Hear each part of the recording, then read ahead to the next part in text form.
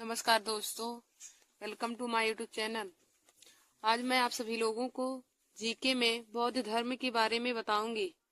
देखिए दोस्तों, आज का हमारा टॉपिक इतिहास से संबंधित है और मैं इसमें आप सभी लोगों को आज बौद्ध धर्म के बारे में बताऊंगी।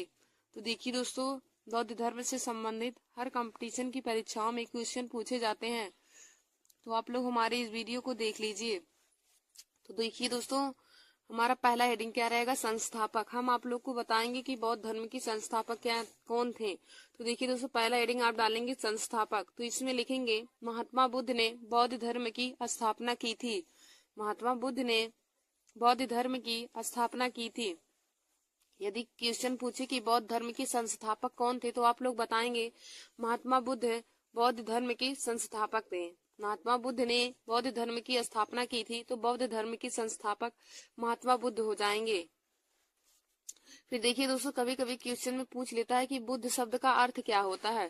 तो देखिए दोस्तों, बुद्ध का अर्थ होता है प्रकाशमान या जागृत। बुद्ध का अर्थ होता है प्रकाशमान या जागृत, जिसको हम कह सकते हैं कि एक ज्ञान संपन्न व्यक्ति। प्रकाशमान या जागृत, जिसको हम कह सकते हैं एक ज्ञान संपन्न व्यक्ति। तो बुद्ध का अर्थ हो जाएगा एक ज्ञान संपन्न व्यक्ति या प्रकाशमान या जागृत हो जाएगा। फिर देखिए दोस्तों, आगे आगे क्या है कि महात्मा बुद्ध को लाइट ऑफ एशिया यानी कि एशिया की रोशनी कहते हैं। देखिए दोस्तों, यदि क्वेश्चन में हमारा दे दिया कि एशिया की रोशनी किसको कहते हैं, तो एशिया की रोशनी महात्मा बुद्ध को कहते हैं। महात्मा बुद्ध का एक अन्य नाम है, इन्हें एशिया की रोशनी भी कहा जाता है। महात्मा बुद्ध को एशिया की रोशनी यानी कि लाइट ऑफ एशिया कहते हैं, तथा इनके बचपन का नाम सिद्धार्थ था। महात्मा बुद्ध के बचपन का नाम सिद्धार्थ था। देखिए दोस्तों, जब भी क्वेश्चन में पूछे कि महात्मा बुद्ध के बचपन का नाम क्या था, तो आप लोग बताएंगे कि महात्मा बुद्ध के बचपन का नाम सिद्धार्थ था। महात्मा बुद्ध के बचपन का नाम सिद्धार्थ था और महात्मा बुद्ध को लाइट ऑफ एशिया यानी कि एशिया की रोशनी कहते हैं। महात्मा बुद्ध को लाइट ऑफ एशिया यानी कि एशिया की रोशनी कहते हैं। महात्मा बुद्ध को लाइट ऑफ एशिया यानी कि एशिया की रोशनी कहते हैं और इनके बचपन का नाम सिद्धार्थ था। महात्मा बुद्ध के बचपन का नाम सिद्धार्थ था।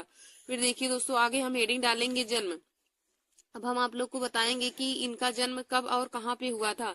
तो देखिए दोस्तों, महात्मा बुद्ध का जन्म 563 ईसा पूर्व, बीसी का मतलब हो जाएगा ईसा पूर्व। तो महात्मा बुद्ध का जन्म 563 ईसा पूर्व में लुम्बिनी गांव नेपाल में हुआ था। लुम्बिनी गांव में नेपाल में हुआ था। नेपाल राज्य है और लुम्बिनी नामक गांव में हुआ था। तो दोस्तों, महात्मा बुद्ध का जन्म 563 ईसा पूर्व में नेपाल राज्य के लुम्बिनी नामक गांव में हुआ था। नेपाल देश के लुम्बिनी नामक गांव में हुआ था। तो यदि पूछे कि महात्मा बुद्ध का जन्म कब और कहाँ हुआ था, तो आप लोग बताएंगे कि महात्मा बुद्ध का जन्म 563 ईसा पूर्व में नेपाल देश के लुम्बिनी नामक गांव में हुआ था। फिर देखिए दोस्तों, इनके पिता का नाम क्या था। तो महात्मा बुद्ध के पिता का नाम शुद्धोधन था। महात्मा बुद्ध के पिता का नाम शुद्धोधन था, जो शाक्य कुल के प्रधान थे। महात्मा बुद्ध के पिता का नाम शुद्धोधन था, जो शाक्य कुल के प्रधान थे। फिर देखिए दोस्तों, इनकी माता का नाम, तो माता का नाम इनके माया देवी था। इनकी माता का नाम माया देवी था, जो कोली गणराज की कन्या थी। इनकी माता का नाम माया देवी था, जो कोली गणराज की कन्या थी। फिर देखिए दोस्तों, हमारा अगला है कि और देखिए दोस्तों, जब महात्मा बुद्ध का जन्म हुआ था, तो उनके जन्म के बाद ही इनकी माता की मृत्यु हो गई थी। जब महात्मा बुद्ध का जन्म हुआ, तो उनके जन्म लेने के बाद इनकी माता माया देवी का मृत्यु हो गया था और इनका पालन पोषण, महात्मा बुद्ध का पालन पोषण इनकी मौसी ने, जिनका नाम प्रजापति गौतमी था, उन्हीं ने ही किया था। उनकी माता की मृत्यु होने के बाद महात्मा बुद्ध का पालन पोषण इनकी मौसी प्रजापति गौतमी ने किया था।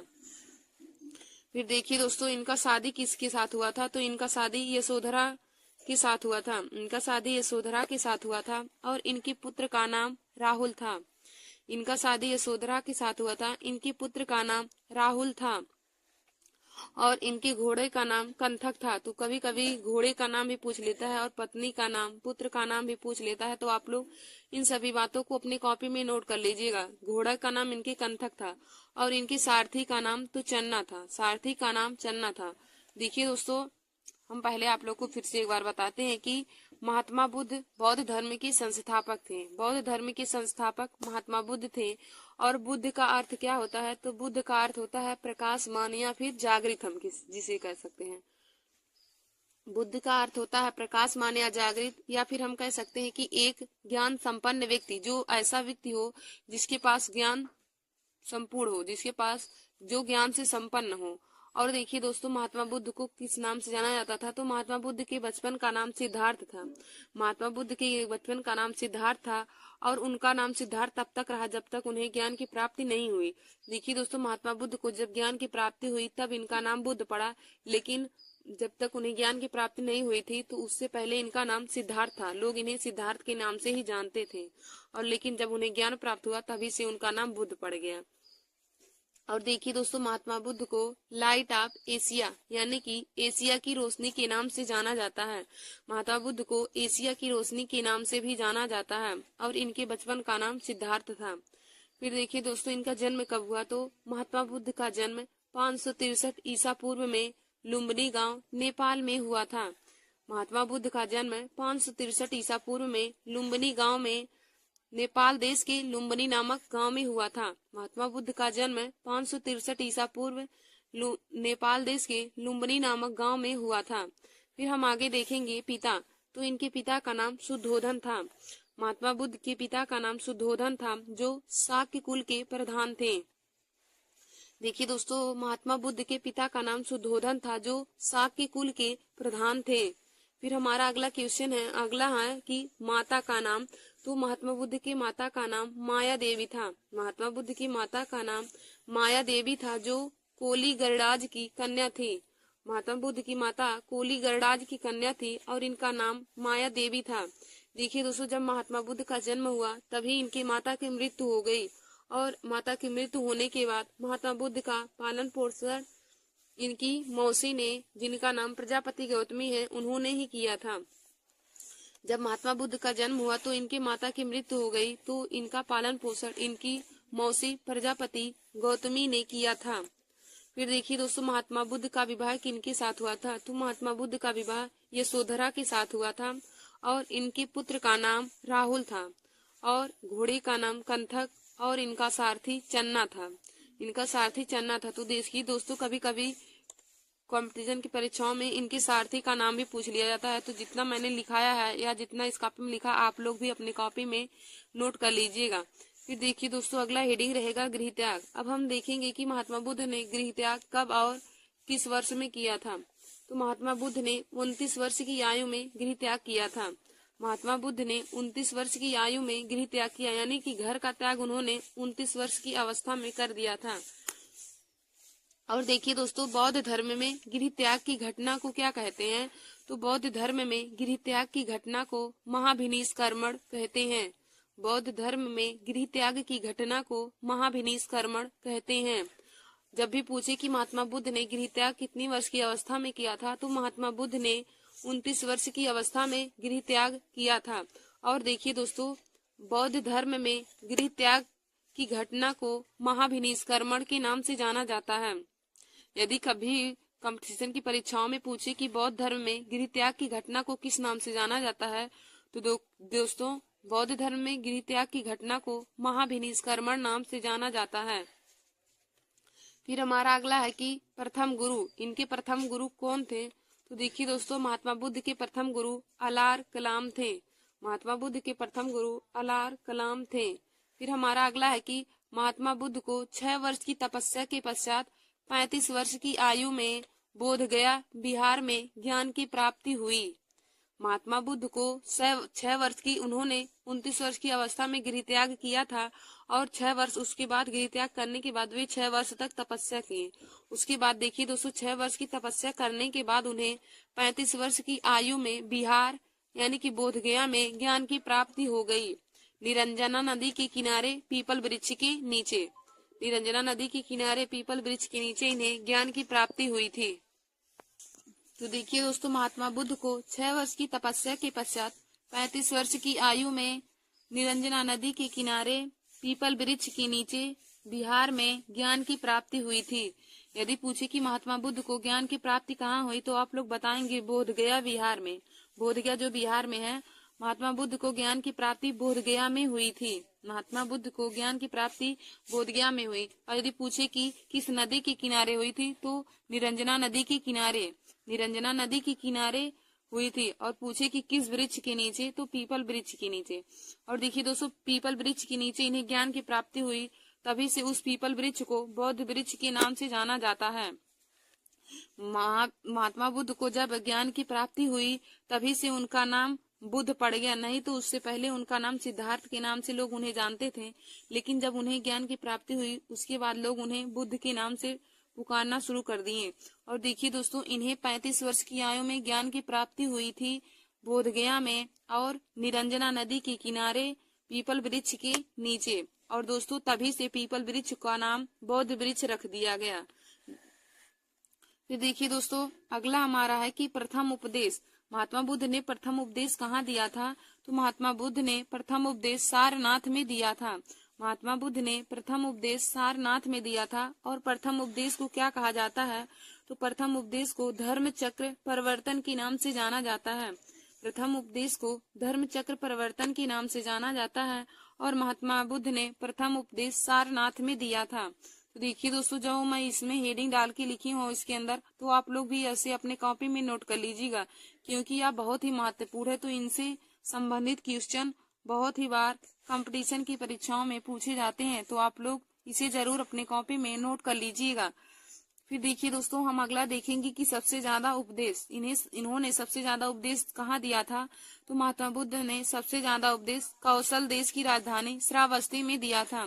महात्मा बुद्ध ने सबसे ज्यादा उपदेश कौशल की राजधानी श्रावस्ती में दिया था। फिर इन्होंने अंतिम उपदेश कहाँ दिया? तो देखिए दोस्तों, इन्होंने अंतिम उपदेश कुशीनगर यानी कि कुशीनारा में सुभद्र को दिया था। कुशीनगर में सुभद्र को दिया था। महात्मा बुद्ध ने अंतिम उपदेश कुशीनगर में सुभद्र को दिया था। इन्होंने अपना प्रथम उपदेश सारनाथ में दिया था। और प्रथम उपदेश को धर्म चक्र परिवर्तन के नाम से जाना जाता है। और सबसे ज्यादा उपदेश इन्होंने कौशल की राजधानी श्रावस्ती में दिया था। महात्मा बुद्ध ने सबसे ज्यादा उपदेश कौशल देश की राजधानी श्रावस्ती में दिया था। और इनका अंतिम उपदेश, तो इन्होंने अंतिम उपदेश कुशीनगर में दिया था। फिर देखिए दोस्तों, धर्म प्रचार प्रसार का केंद्र, इनके धर्म प्रचार प्रसार का केंद्र क्या था? तो देखिए दोस्तों, इनके धर्म प्रचार प्रसार का केंद्र मगध था। फिर हमारा अगला है कि उपदेश की भाषा, यानी कि महात्मा बुद्ध के उपदेश की भाषा कौन सी थी? तो दोस्तों, इनके उपदेश की भाषा पाली थी। महात्मा बुद्ध के उपदेश की भाषा पाली थी। फिर हमारा अगला है कि प्रिय शिष्य, इनके प्रिय शिष्य कौन कौन थे? तो इनके प्रिय शिष्य आनंद एवं उपाली थे।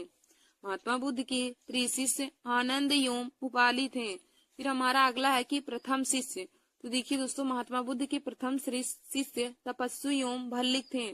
महात्मा बुद्ध के प्रथम शिष्य तपस्वी एवं भल्लिक थे।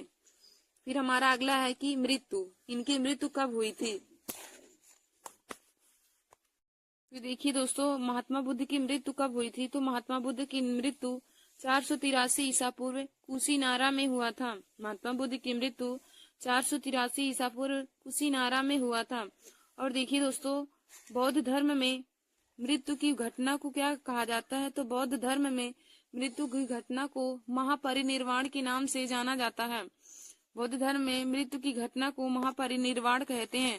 तो दोस्तों, मैंने आप सभी लोगों को महात्मा बुद्ध के जीवन के बारे में बता दिया है। तो देखिए दोस्तों, उनका जन्म 563 ईसा पूर्व लुम्बिनी गांव नेपाल देश के लुम्बिनी नामक गांव में हुआ था। उनके पिता सुधोधन थे जो शाक्य कुल के प्रधान थे। और माता उनकी माया देवी थी। और देखिए दोस्तों, जब उनका जन्म हुआ तो उनकी माता की मृत्यु हुई थी। उसके बाद उनका पालन पोषण उनकी मौसी ने प्रजापति गौतमी ने किया था। फिर उनका शादी यशोधरा के साथ हुआ था। उनके पुत्र का नाम राहुल था और उनके घोड़े का नाम कंथक था तथा सारथी का नाम चन्ना था। और फिर हम आगे देखेंगे कि गृह त्याग, तो महात्मा बुद्ध ने 29 वर्ष की अवस्था में गृह त्याग कर दिया था। और उनके प्रथम गुरु अलार कलाम थे। महात्मा बुद्ध को 6 वर्ष की तपस्या के पश्चात 35 वर्ष की आयु में बोध गया बिहार में ज्ञान की प्राप्ति हुई। और देखिए दोस्तों, निरंजना नदी के तट पर पीपल वृक्ष के नीचे महात्मा बुद्ध को ज्ञान की प्राप्ति निरंजना नदी के तट पर पीपल वृक्ष के नीचे हुआ था और बोध गया में हुआ था। और इन्होंने पहला उपदेश सारनाथ में दिया था। महात्मा बुद्ध ने अपना पहला उपदेश सारनाथ में दिया था। और देखिए दोस्तों, प्रथम उपदेश को धर्म चक्र प्रवर्तन के नाम से जाना जाता है। फिर उनके उपदेश की भाषा पाली थी और उनकी मृत्यु सन 483 ईसा पूर्व कुशीनारा में हुई थी। और देखिए दोस्तों, बौद्ध धर्म में मृत्यु की घटना को महापरिनिर्वाण के नाम से जाना जाता है। फिर देखिए दोस्तों, हमारा आगे है कि महात्मा बुद्ध बौद्ध धर्म में ज्ञान प्राप्ति की घटना क्या कहलाती है। तो बौद्ध धर्म में ज्ञान प्राप्ति की घटना को संबोधि के नाम से जाना जाता है। बौद्ध धर्म में ज्ञान प्राप्ति की घटना को क्या कहते हैं। तो बौद्ध धर्म में ज्ञान प्राप्ति की घटना को संबोधि के नाम से जाना जाता है। फिर देखिए दोस्तों, हमारा अगला है कि 4 दृश्य। महात्मा बुद्ध ने 4 दृश्य देखा था, जिसमें पहला है उन्होंने बूढ़ा व्यक्ति देखा, बीमार व्यक्ति देखा, मृत व्यक्ति देखा और सन्यासी व्यक्ति देखा। महात्मा बुद्ध के द्वारा देखे गए 4 दृश्य थे, जिनमें पहला हमारा है बूढ़ा व्यक्ति, दूसरा है बीमार व्यक्ति, तीसरा है मृत व्यक्ति और चौथा है सन्यासी व्यक्ति। फिर हम आगे देखेंगे कि महात्मा बुद्ध के जीवन से संबंधित प्रतीक। महात्मा बुद्ध के जीवन से संबंधित कौन कौन से प्रतीक हैं। तो देखिए दोस्तों, नंबर 1 है जन्म से। महात्मा बुद्ध के जन्म से संबंधित प्रतीक क्या है। तो उनके जन्म से संबंधित प्रतीक कमल व सांड है। महात्मा बुद्ध के जन्म से संबंधित प्रतीक कमल व सांड है। फिर देखिए दोस्तों, दूसरा है गृह त्याग से। तो उनके गृह त्याग से संबंधित प्रतीक घोड़ा है। फिर हमारा अगला है ज्ञान प्राप्ति से। तो उनकी ज्ञान प्राप्ति से संबंधित प्रतीक पीपल है। फिर हमारा अगला है निर्वाण से। तो निर्वाण से संबंधित प्रतीक है पद चिन्ह। फिर हमारा अगला है मृत्यु से। तो मृत्यु से संबंधित प्रतीक स्तूप है। मृत्यु से संबंधित प्रतीक स्तूप है। देखिए दोस्तों, महात्मा बुद्ध के जीवन से संबंधित कौन कौन से प्रतीक हैं। तो महात्मा बुद्ध के जीवन से संबंधित 5 प्रतीक हैं। नंबर 1 है जन्म से, नंबर 2 है गृह त्याग से, नंबर 3 है ज्ञान प्राप्ति से, नंबर 4 है निर्वाण से और नंबर 5 है मृत्यु से। तो देखिए दोस्तों, जन्म से संबंधित प्रतीक कमल व सांड है। जन्म से संबंधित प्रतीक कमल व सांड है। गृह त्याग से संबंधित प्रतीक घोड़ा है। ज्ञान प्राप्ति से संबंधित प्रतीक पीपल है और निर्वाण से संबंधित प्रतीक पद चिन्ह है और मृत्यु से संबंधित प्रतीक स्तूप है। तो यही पांचों प्रतीक उनकी जन्म से यानी कि उनके जीवन से संबंधित प्रतीक हैं। फिर दोस्तों, आगे आप लोग हेडिंग डाल लीजिए बौद्ध धर्म में त्रिरत्न। बौद्ध धर्म में त्रिरत्न कौन कौन से थे। तो दोस्तों, बौद्ध धर्म में त्रिरत्न थे। नंबर 1 है बुद्ध, नंबर 2 है धम्म, नंबर 3 है संघ। यही तीनों बौद्ध धर्म में त्रिरत्न है, बुद्ध धम्म और संघ। बौद्ध धर्म में त्रिरत्न है बुद्ध धम्म और संघ। धन्यवाद दोस्तों। ऐसे ही वीडियो को देखने के लिए आप सभी लोग हमारे YouTube channel Nancy Success classes को सब्सक्राइब कर लीजिए। तो दोस्तों, आज का हमारा यह टॉपिक इतिहास का था और हमने आप लोगों को आज बौद्ध धर्म के बारे में बताया। तो आप लोग इसे अपनी कॉपी में जरूर नोट कर लीजिएगा, क्योंकि महात्मा बुद्ध से संबंधित क्वेश्चन हर कंपटीशन की परीक्षाओं में पूछे जाते हैं। धन्यवाद दोस्तों।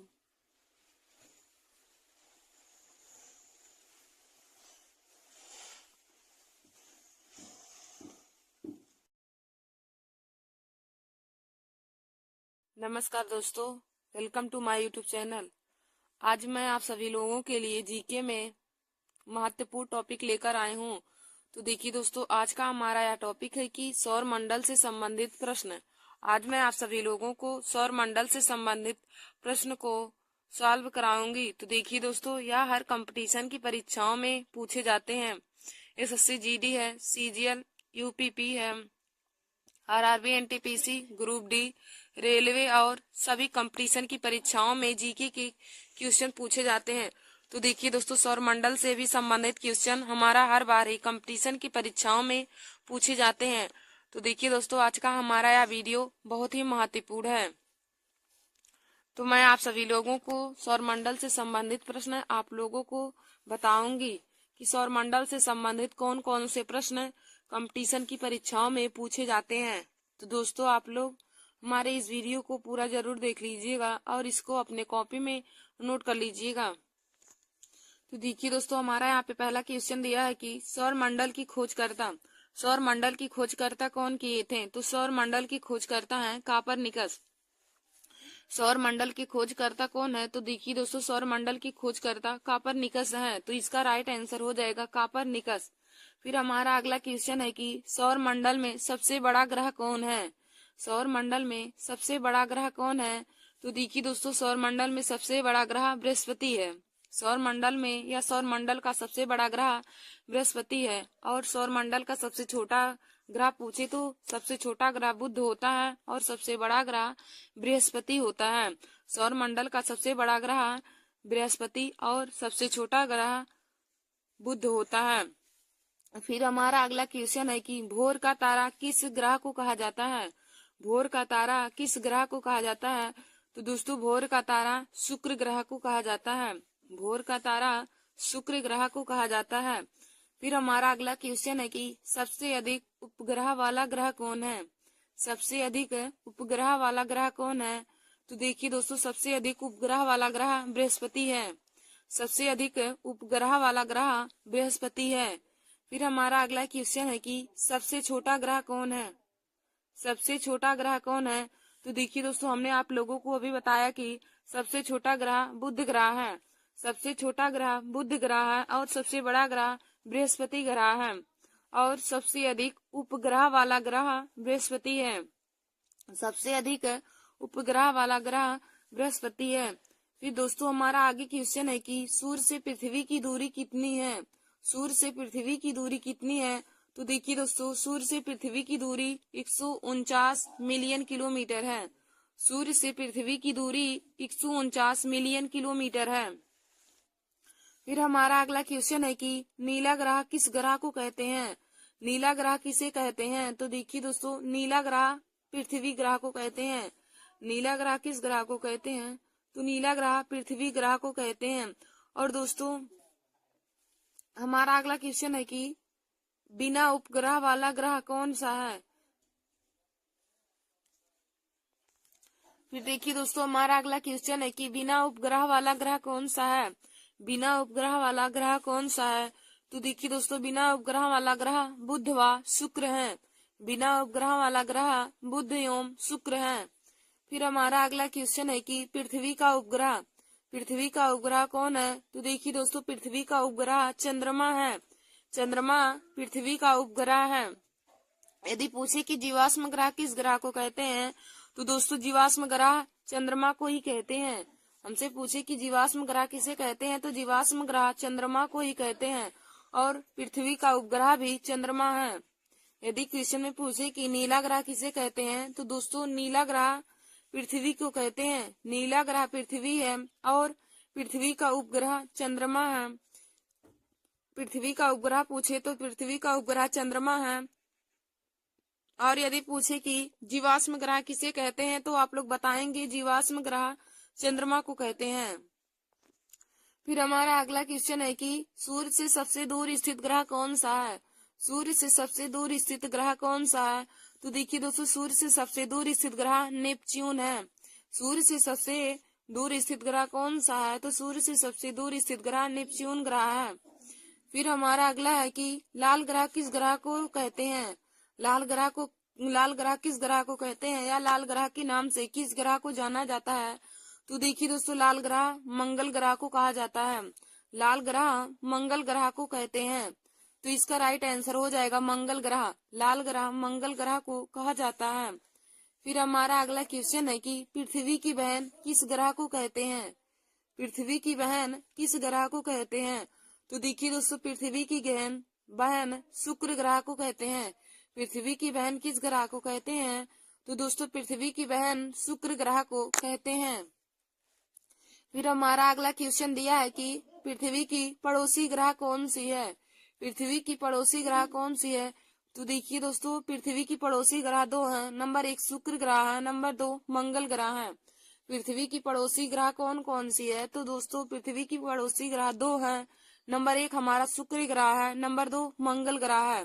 तो पृथ्वी की पड़ोसी ग्रह 2 हो जाएंगी, शुक्र ग्रह और मंगल ग्रह। फिर हमारा अगला क्वेश्चन दिया है कि मध्य रात्रि का सूर्य किस ग्रह को कहते हैं? मध्य रात्रि का सूर्य किस ग्रह को कहते हैं? तो देखिए दोस्तों, मध्य रात्रि का सूर्य नार्वे ग्रह को कहते हैं।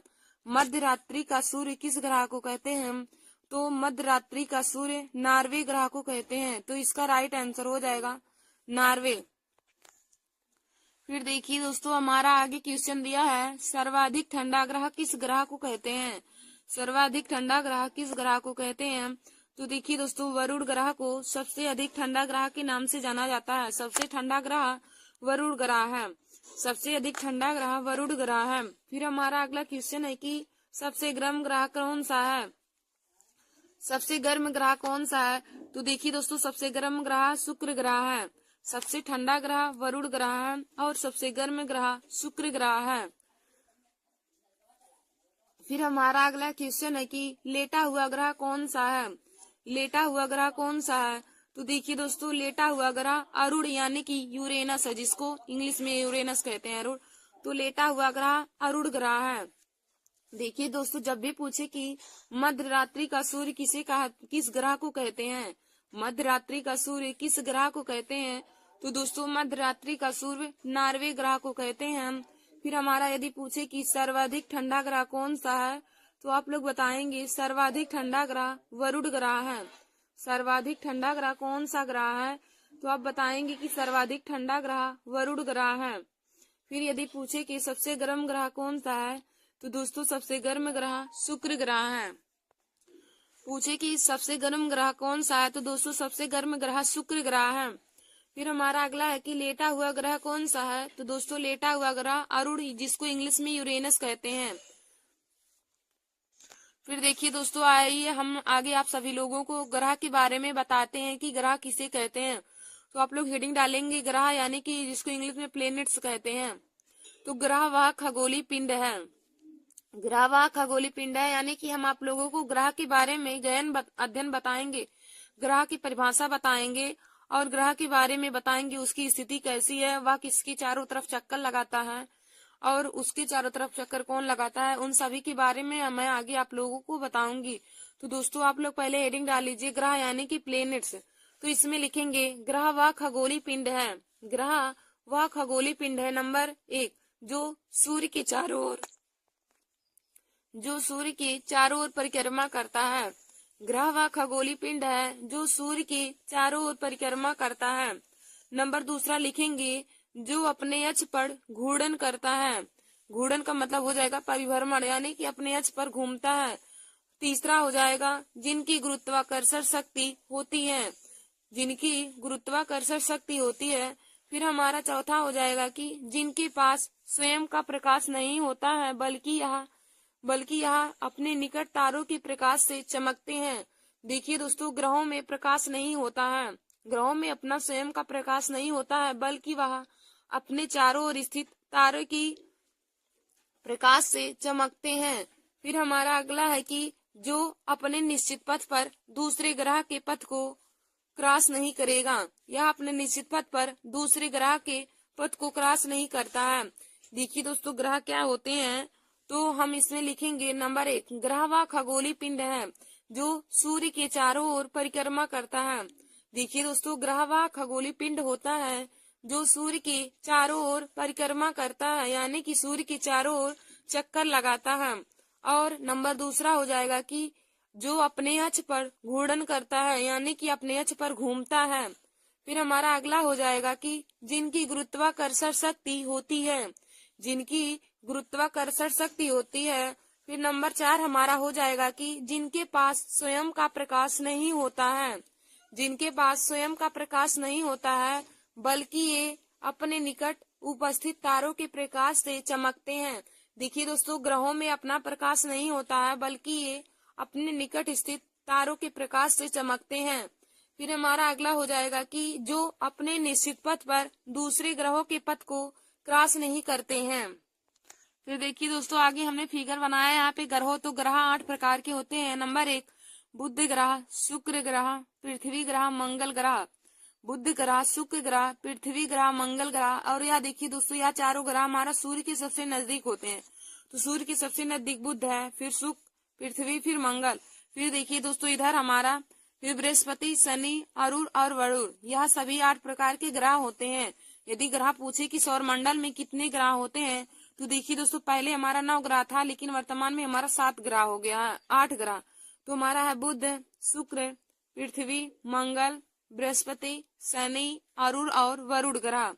देखिए दोस्तों, हमारा पहला है बुध ग्रह, दूसरा है शुक्र ग्रह, तीसरा पृथ्वी ग्रह, चौथा मंगल ग्रह, पांचवा बृहस्पति ग्रह, छठवां शनि ग्रह, सातवां अरुण ग्रह और 8वां हमारा वरुण ग्रह है।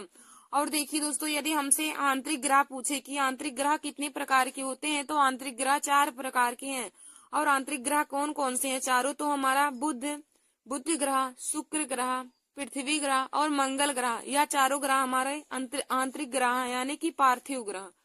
चारों ग्रह हमारे आंतरिक ग्रह हैं, बुध ग्रह, शुक्र ग्रह, पृथ्वी ग्रह और मंगल ग्रह, यह सभी चारों हमारे आंतरिक ग्रह हैं। और दोस्तों देखिए, बाह्य ग्रह कौन कौन से, तो बाह्य ग्रह हैं बृहस्पति ग्रह, शनि ग्रह, अरुण ग्रह और वरुण ग्रह।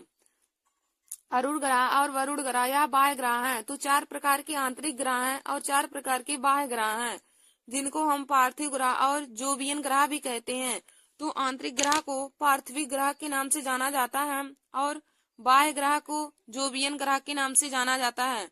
देखिए दोस्तों, हमारे 4 प्रकार के आंतरिक ग्रह हैं और 4 हमारे बाह्य ग्रह हैं। तो आंतरिक ग्रह में है नंबर 1 बुध ग्रह, नंबर 2 शुक्र ग्रह, नंबर 3 पृथ्वी ग्रह, नंबर 4 मंगल ग्रह है।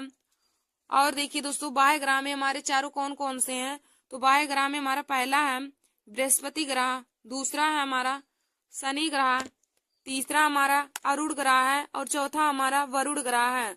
तो आंतरिक ग्रह को पार्थिव ग्रह और बाह्य ग्रह को जोवियन ग्रह के नाम से भी जाना जाता है।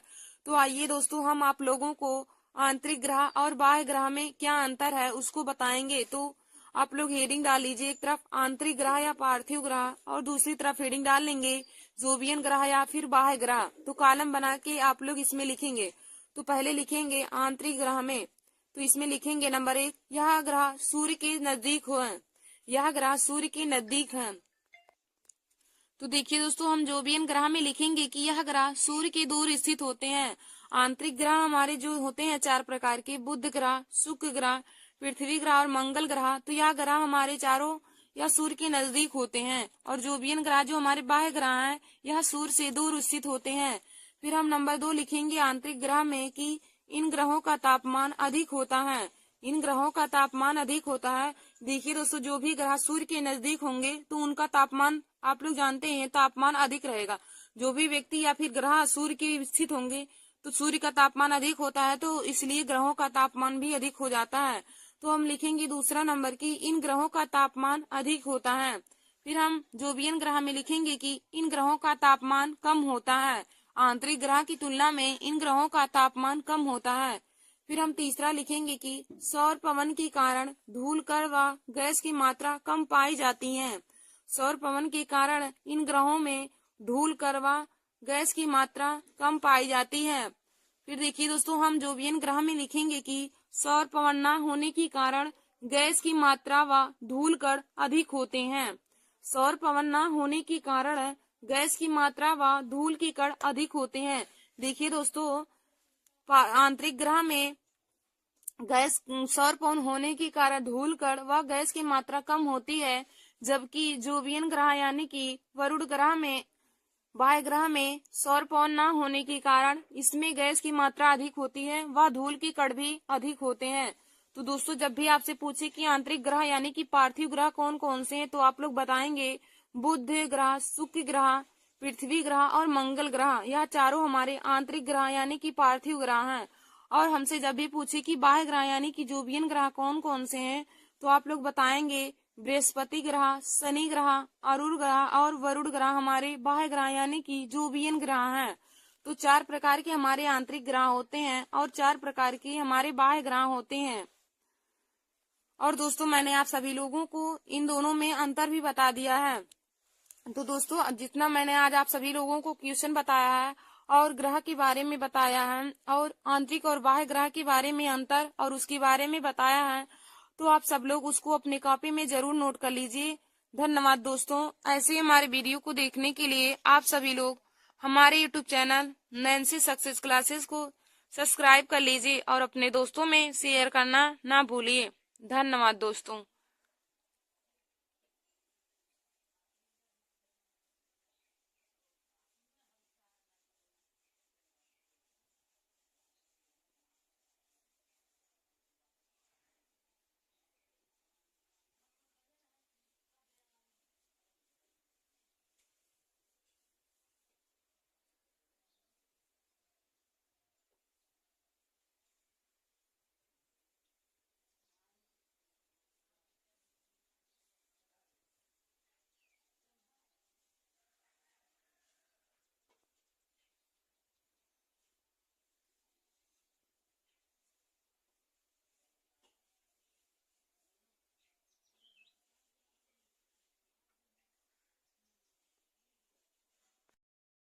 नमस्कार दोस्तों, welcome to my YouTube channel. आज मैं जीके में एक महत्वपूर्ण टॉपिक लेकर आए हूँ। तो देखिए दोस्तों, आज का हमारा टॉपिक है वैज्ञानिक नाम। आज मैं आप सभी लोगों को वैज्ञानिक नाम बताऊंगी। तो देखिए दोस्तों, जीके में हमारा आज का टॉपिक है साइंटिफिक नेम। तो हम आज आप सभी लोगों को मनुष्य, मेढक और सभी लोगों का साइंटिफिक नेम बताएंगे कि किसका वैज्ञानिक नाम क्या होता है। तो देखिए दोस्तों, जीके में यह बहुत ही महत्वपूर्ण टॉपिक है। और देखिए दोस्तों, यह साइंस के लिए, स्टूडेंट के लिए भी बहुत ही महत्वपूर्ण है। क्लास 10th और 12th की विद्यार्थियों के सब्जेक्ट में भी दोस्तों वैज्ञानिक नाम पूछा जाता है। तो आप लोग हमारे इस वीडियो को जरूर देख लीजिए। तो देखिए दोस्तों, हमारा यहाँ पे पहला दिया है मनुष्य का। तो देखिए दोस्तों, मनुष्य का वैज्ञानिक नाम होता है होमो सेपियंस। मनुष्य का वैज्ञानिक नाम हो जाएगा होमो सेपियंस। फिर हमारा दूसरा है मेढक का। तो देखिए दोस्तों, मेढक का वैज्ञानिक नाम हो जाएगा राना टिग्रीना। मेढक का वैज्ञानिक नाम हो जाएगा राना टिग्रीना। मनुष्य का वैज्ञानिक नाम होता है होमो सेपियंस। मनुष्य का वैज्ञानिक नाम हो जाएगा होमो सेपियंस। फिर हमारा अगला है मेढक। तो देखिए दोस्तों, मेढक का वैज्ञानिक नाम होता है राना टिग्रीना। फिर हमारा अगला दिया है बिल्ली। तो देखिए दोस्तों, बिल्ली का वैज्ञानिक नाम क्या हो जाएगा फेलिस डोमेस्टिका। बिल्ली का वैज्ञानिक नाम होता है फेलिस डोमेस्टिका। फिर हमारा अगला है गाय। तो गाय का वैज्ञानिक नाम हो जाएगा बांस इंडिका, बांस इंडिकस। गाय का वैज्ञानिक नाम हो जाएगा बांस। तो दोस्तों, गाय का वैज्ञानिक नाम हो जाएगा बांस इंडिकस। फिर हमारा अगला है भैंस का। दोस्तों, हमारा अगला है भैंस का। तो भैंस का वैज्ञानिक नाम हो जाएगा बुबालस बुबालिस। भैंस का वैज्ञानिक नाम हो जाएगा बुबालस बुबालिस। देखिए दोस्तों, गाय का वैज्ञानिक नाम होता है बांस इंडिकस और भैंस का वैज्ञानिक नाम हो जाएगा बुबालस बुबालिस। फिर हमारा अगला दिया है बैल का। फिर हमारा अगला है बैल का। तो दोस्तों, बैल का वैज्ञानिक नाम हो जाएगा बांस। बैल का वैज्ञानिक नाम हो जाएगा बांस प्रीमीजीनियस टारस। बैल का वैज्ञानिक नाम हो जाएगा बांस प्रीमीजीनियस टारस। देखिए दोस्तों, गाय का वैज्ञानिक नाम बांस इंडिकस होता है, बैल का वैज्ञानिक नाम बांस प्रीमीजीनियस टारस और भैंस का वैज्ञानिक नाम होता है बुबालस बुबालिस। फिर हमारा अगला दिया है भेड़ का। तो भेड़ का वैज्ञानिक नाम हो जाएगा ओविज अराइज। भेड़ का वैज्ञानिक नाम हो जाएगा ओविज अराइज। तो हमारा अगला दिया है सुअर। तो सुअर का वैज्ञानिक नाम हो जाएगा सुस स्प्रोका डोमेस्टिका। सुअर का वैज्ञानिक नाम हो जाएगा सुस स्प्रोका डोमेस्टिका। और हमारा भेड़ का वैज्ञानिक नाम होता है ओवीज अराइज। भेड़ का वैज्ञानिक नाम हो जाएगा ओवीज अराइज और सुअर का वैज्ञानिक नाम हो जाएगा सुस स्प्रोका डोमेस्टिका। फिर देखिए दोस्तों, हमारा अगला दिया है शेर का वैज्ञानिक नाम। तो शेर का वैज्ञानिक नाम हो जाएगा पैंथरा लियो। शेर का वैज्ञानिक नाम होता है पैंथरा लियो। फिर हमारा अगला दिया है दोस्तों बकरी। तो देखिए दोस्तों, बकरी का वैज्ञानिक नाम हो जाएगा किप्टा हिटमस। बकरी का वैज्ञानिक नाम हो जाएगा किप्टा हिटमस। फिर हमारा अगला है चीता। चीता का वैज्ञानिक नाम हो जाएगा पैंथरा पार्डुस। चीता का वैज्ञानिक नाम हो जाएगा पैंथरा पार्डुस। देखिए दोस्तों, शेर का वैज्ञानिक नाम पैंथरा लियो होगा, जबकि चीता का वैज्ञानिक नाम पैंथरा पार्डुस। फिर हमारा अगला दिया है हिरण। तो हिरण का वैज्ञानिक नाम हो जाएगा सर्वस इलाफस। सर्वस इलाफस हिरण का वैज्ञानिक नाम हो जाएगा। फिर देखिए दोस्तों, हमारा अगला है ऊंट का। ऊंट का वैज्ञानिक नाम। तो ऊंट का वैज्ञानिक नाम क्या हो जाएगा कैमिलस डोमेडेरियस। ऊंट का वैज्ञानिक नाम हो जाएगा कैमिलस डोमेडेरियस। फिर देखिए दोस्तों, हमारा अगला है लोमड़ी। तो लोमड़ी का वैज्ञानिक नाम हो जाएगा कैनिडे। लोमड़ी का वैज्ञानिक नाम हो जाएगा कैनिडे। फिर देखिए दोस्तों हमारा अगला है मक्खी। मक्खी पूछे या घरेलू मक्खी, तो दोनों का वैज्ञानिक नाम हो जाएगा मस्का डोमेस्टिका। घरेलू मच्छी का वैज्ञानिक नाम हो जाएगा, घरेलू मक्खी का दोस्तों, मस्का डोमेस्टिका। फिर हमारा अगला है गुलाब। तो गुलाब का वैज्ञानिक नाम हो जाएगा रोजा इंडिका। गुलाब का वैज्ञानिक नाम हो जाएगा रोजा इंडिका। मक्खी का वैज्ञानिक नाम हो जाएगा मस्का डोमेस्टिका। मक्खी का वैज्ञानिक नाम हो जाएगा मस्का डोमेस्टिका। गुलाब का वैज्ञानिक नाम हो जाएगा रोजा इंडिका। देखिए दोस्तों यदि पूछे कि भारतीय पुष्प का वैज्ञानिक नाम क्या है, तो भारतीय पुष्प हमारा कमल होता है। कमल का वैज्ञानिक नाम होता है नीलम्बो न्यूसिफेरा गार्टन। और यदि गुलाब का वैज्ञानिक नाम पूछे तो दोस्तों गुलाब का वैज्ञानिक नाम हो जाएगा रोजा इंडिका। और घरेलू मक्खी का वैज्ञानिक नाम हो जाएगा मस्का डोमेस्टिका। फिर देखिए दोस्तों हमारा अगला है बाघ। तो बाघ का वैज्ञानिक नाम क्या हो जाएगा पैंथरा टाइग्रिस। बाघ का वैज्ञानिक नाम हो जाएगा पैंथरा टाइग्रिस। दोस्तों यदि हमें पूछे कि भारत के राष्ट्रीय पशु का वैज्ञानिक नाम बताइए, तो भारत का राष्ट्रीय पशु बाघ होता है, तो बाघ का वैज्ञानिक नाम होता है पैंथरा टाइग्रिस। फिर हमारा अगला है मोर। तो मोर का वैज्ञानिक नाम हो जाएगा प्रावोक्रिस्टेटस। भारत के राष्ट्रीय पक्षी का वैज्ञानिक नाम बताइए, तो दोस्तों राष्ट्रीय पक्षी मोर है, तो मोर का वैज्ञानिक नाम हो जाएगा प्रावोक्रिस्टेटस। फिर हमारा अगला दिया है कुत्ता। कुत्ता का वैज्ञानिक नाम क्या है, तो दोस्तों देखिए कुत्ता का वैज्ञानिक नाम होता है कैनीज फेमलियस। कैनीज फेमलियस कुत्ता का वैज्ञानिक नाम हो जाएगा। फिर दोस्तों हमारा अगला है हाथी का वैज्ञानिक नाम बताइए। तो देखिए दोस्तों हाथी का वैज्ञानिक नाम हो जाएगा एलिफास इंडिका। एलिफास इंडिका हाथी का वैज्ञानिक नाम हो जाएगा। तो देखिए दोस्तों हाथी का वैज्ञानिक नाम हो जाएगा एलिफास इंडिका। फिर हमारा अगला है घोड़ा। तो घोड़ा का वैज्ञानिक हो जाएगा इक्वस कैबेलस। इक्वस कैबेलस घोड़ा का वैज्ञानिक नाम हो जाएगा। देखिए दोस्तों कहीं कहीं पर घोड़े का वैज्ञानिक नाम इक्वस इक्वस दिया रहता है, तो दोनों सही रहेगा, इक्वस इक्वस या इक्वस कैबेलस दोनों हमारा सही हो जाएगा। फिर हमारा अगला है आम का वैज्ञानिक नाम। तो देखिए दोस्तों आम का वैज्ञानिक नाम होता है मैग्नीफेरा इंडिका। आम का वैज्ञानिक नाम हो जाएगा मैग्नीफेरा इंडिका। फिर हमारा अगला है धान का वैज्ञानिक नाम। तो देखिए दोस्तों धान का वैज्ञानिक नाम होता है ऑरिजेया सैटिवाट। धान का वैज्ञानिक नाम दोस्तों हमारा अगला दिया है धान का वैज्ञानिक नाम। तो देखिए धान का वैज्ञानिक नाम हो जाएगा ऑरिजेया सैटिवाट। फिर हमारा अगला दिया है गेहूं। तो गेहूं का वैज्ञानिक नाम हो जाएगा ट्रिटिकम एस्टिवियम। गेहूं का वैज्ञानिक हो जाएगा नाम ट्रिटिकम एस्टिवियम। देखिए दोस्तों धान का वैज्ञानिक नाम होता है ऑरिजेया सैटिवाट और गेहूं का वैज्ञानिक नाम हो जाएगा ट्रिटिकम एस्टिवियम।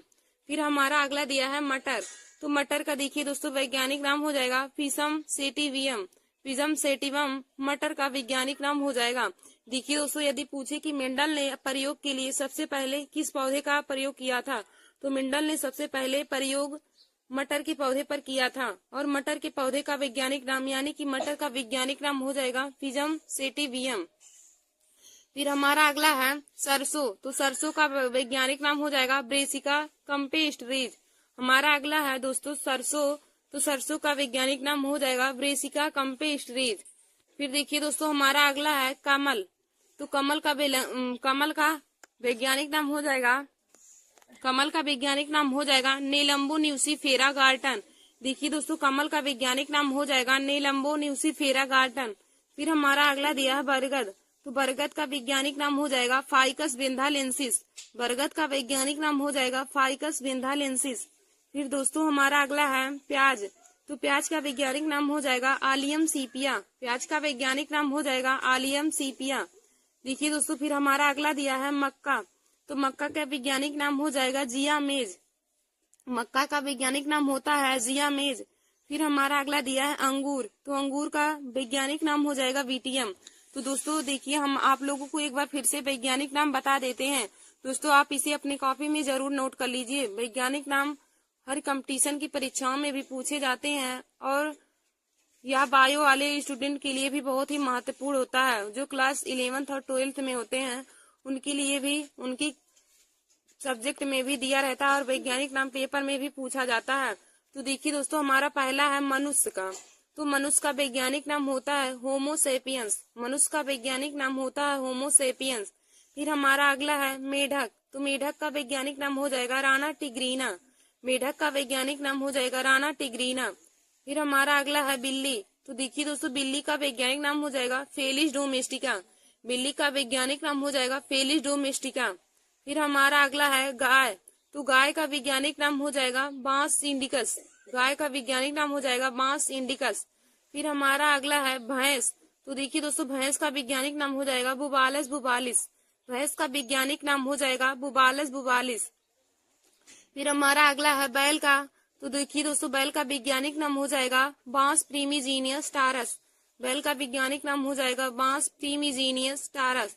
फिर हमारा अगला क्वेश्चन है भेड़ का वैज्ञानिक नाम, तो देखिए दोस्तों भेड़ का वैज्ञानिक नाम हो जाएगा ओवीज अराइज। भेड़ का वैज्ञानिक नाम हो जाएगा ओवीज अराइज। फिर दोस्तों हमारा अगला है सुअर, तो सुअर का वैज्ञानिक नाम हो जाएगा सुसिस्प्रोका डोमेस्टिका। सुअर का वैज्ञानिक नाम हो जाएगा सुसिस्प्रोका डोमेस्टिका। फिर हमारा अगला है शेर, तो देखिए दोस्तों शेर का वैज्ञानिक नाम हो जाएगा पैंथरा लियो। शेर का वैज्ञानिक नाम हो जाएगा पैंथरा लियो।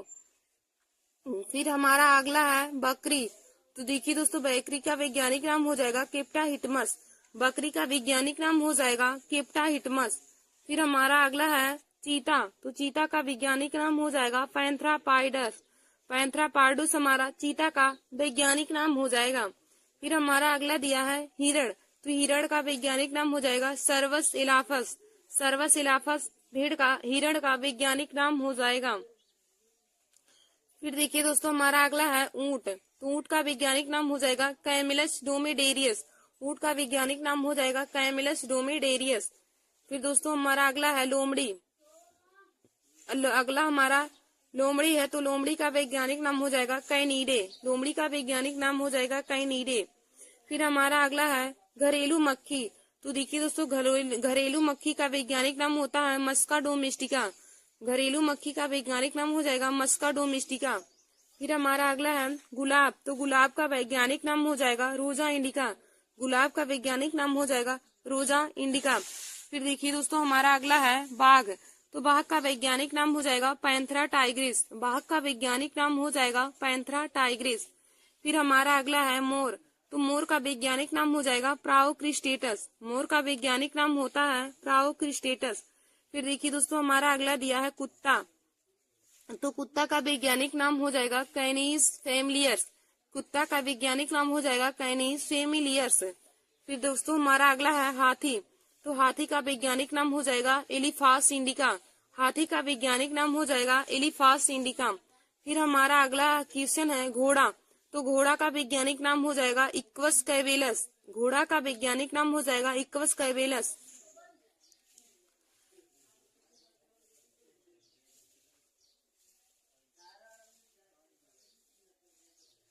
फिर देखिए दोस्तों हमारा अगला है आम, तो आम का वैज्ञानिक नाम क्या हो जाएगा मैग्नीफेरा इंडिका। हमारा अगला आम दिया है, तो आम का वैज्ञानिक नाम हो जाएगा मैग्नीफेरा इंडिका। देखिए दोस्तों आम का वैज्ञानिक नाम होता है मैग्नीफेरा इंडिका। फिर हमारा अगला है धान, तो धान का वैज्ञानिक नाम हो जाएगा ओरिजेया सेटिवाट। धान का वैज्ञानिक नाम हो जाएगा ओरिजेया सेटिवाट।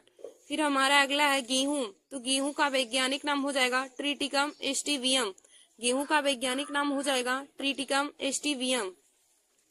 फिर देखिए दोस्तों हमारा अगला है मटर, तो मटर का वैज्ञानिक नाम हो जाएगा पिजम सेटिवियम।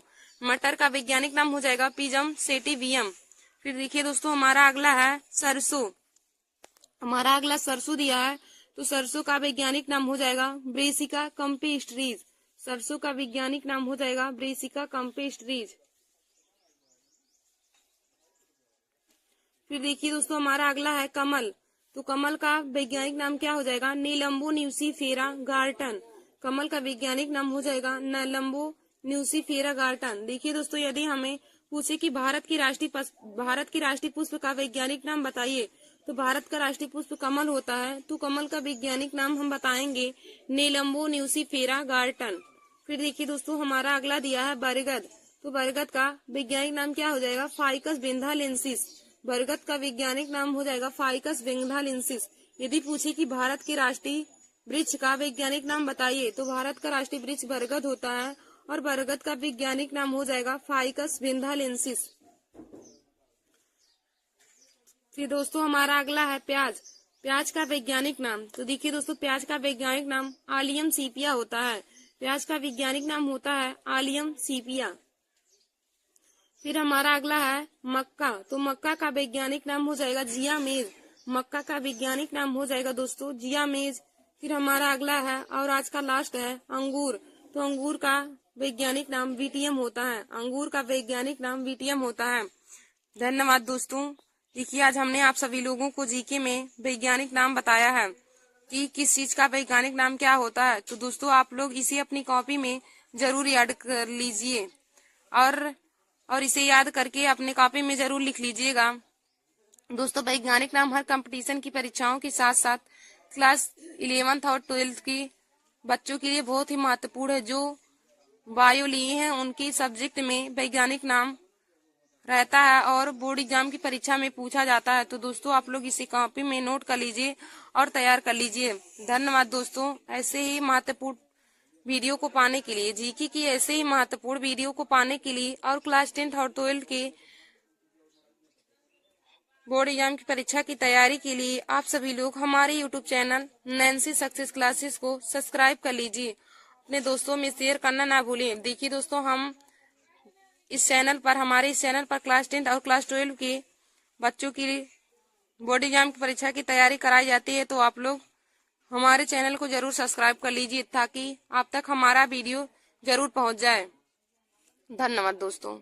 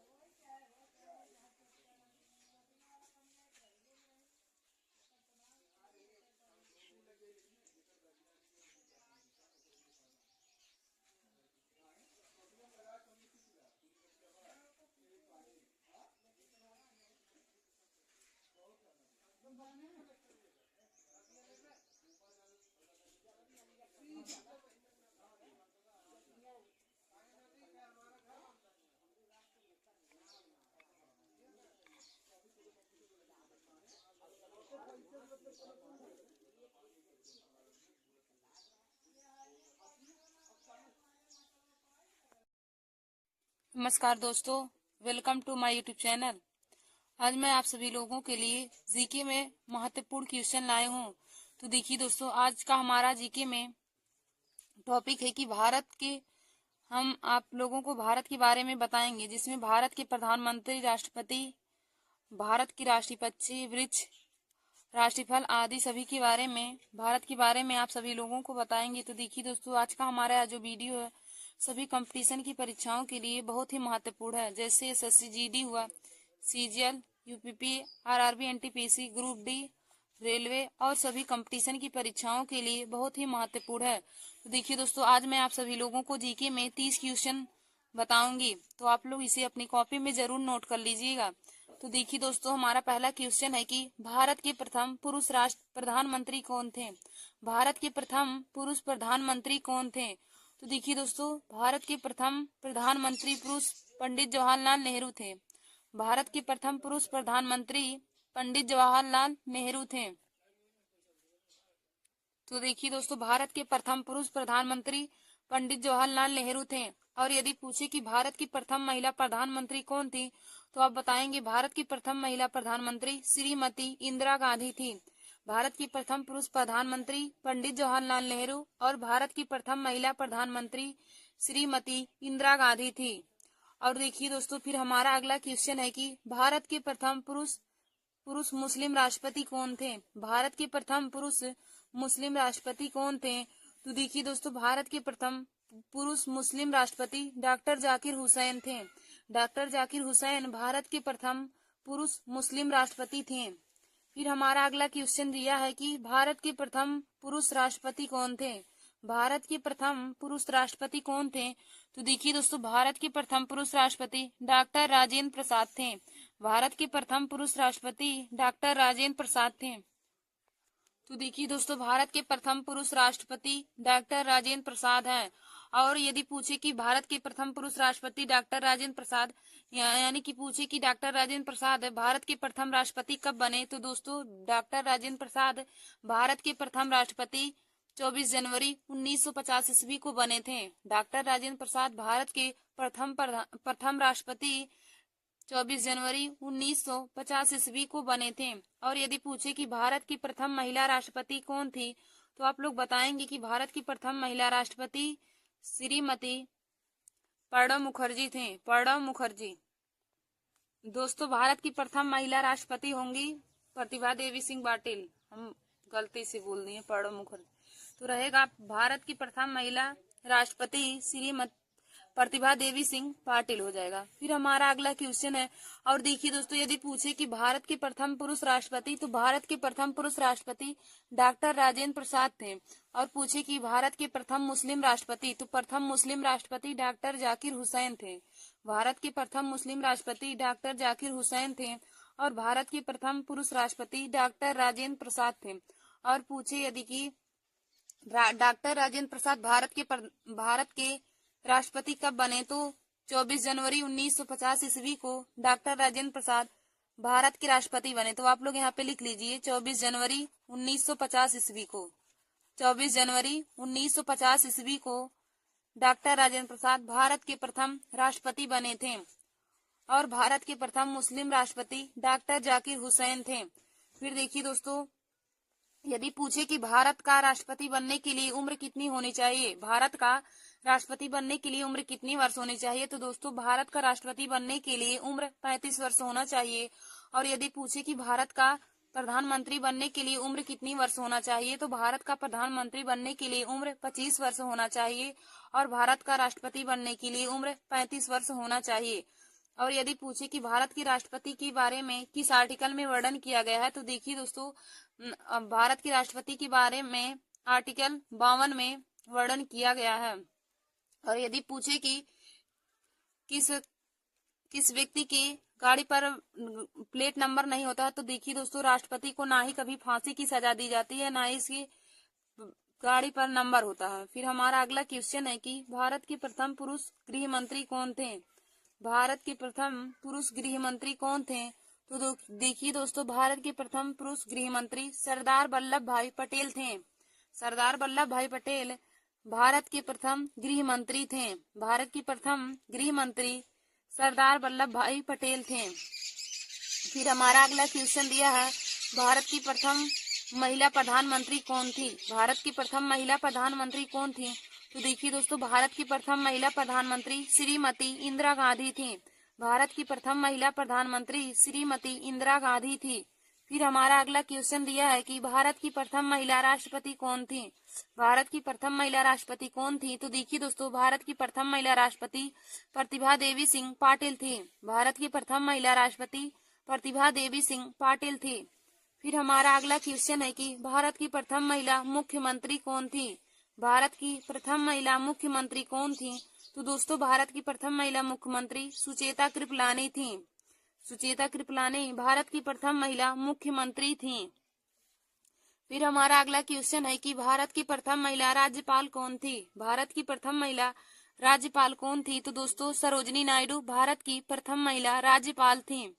फिर हमारा अगला क्वेश्चन है कि भारत की प्रथम महिला आईपीएस कौन थी।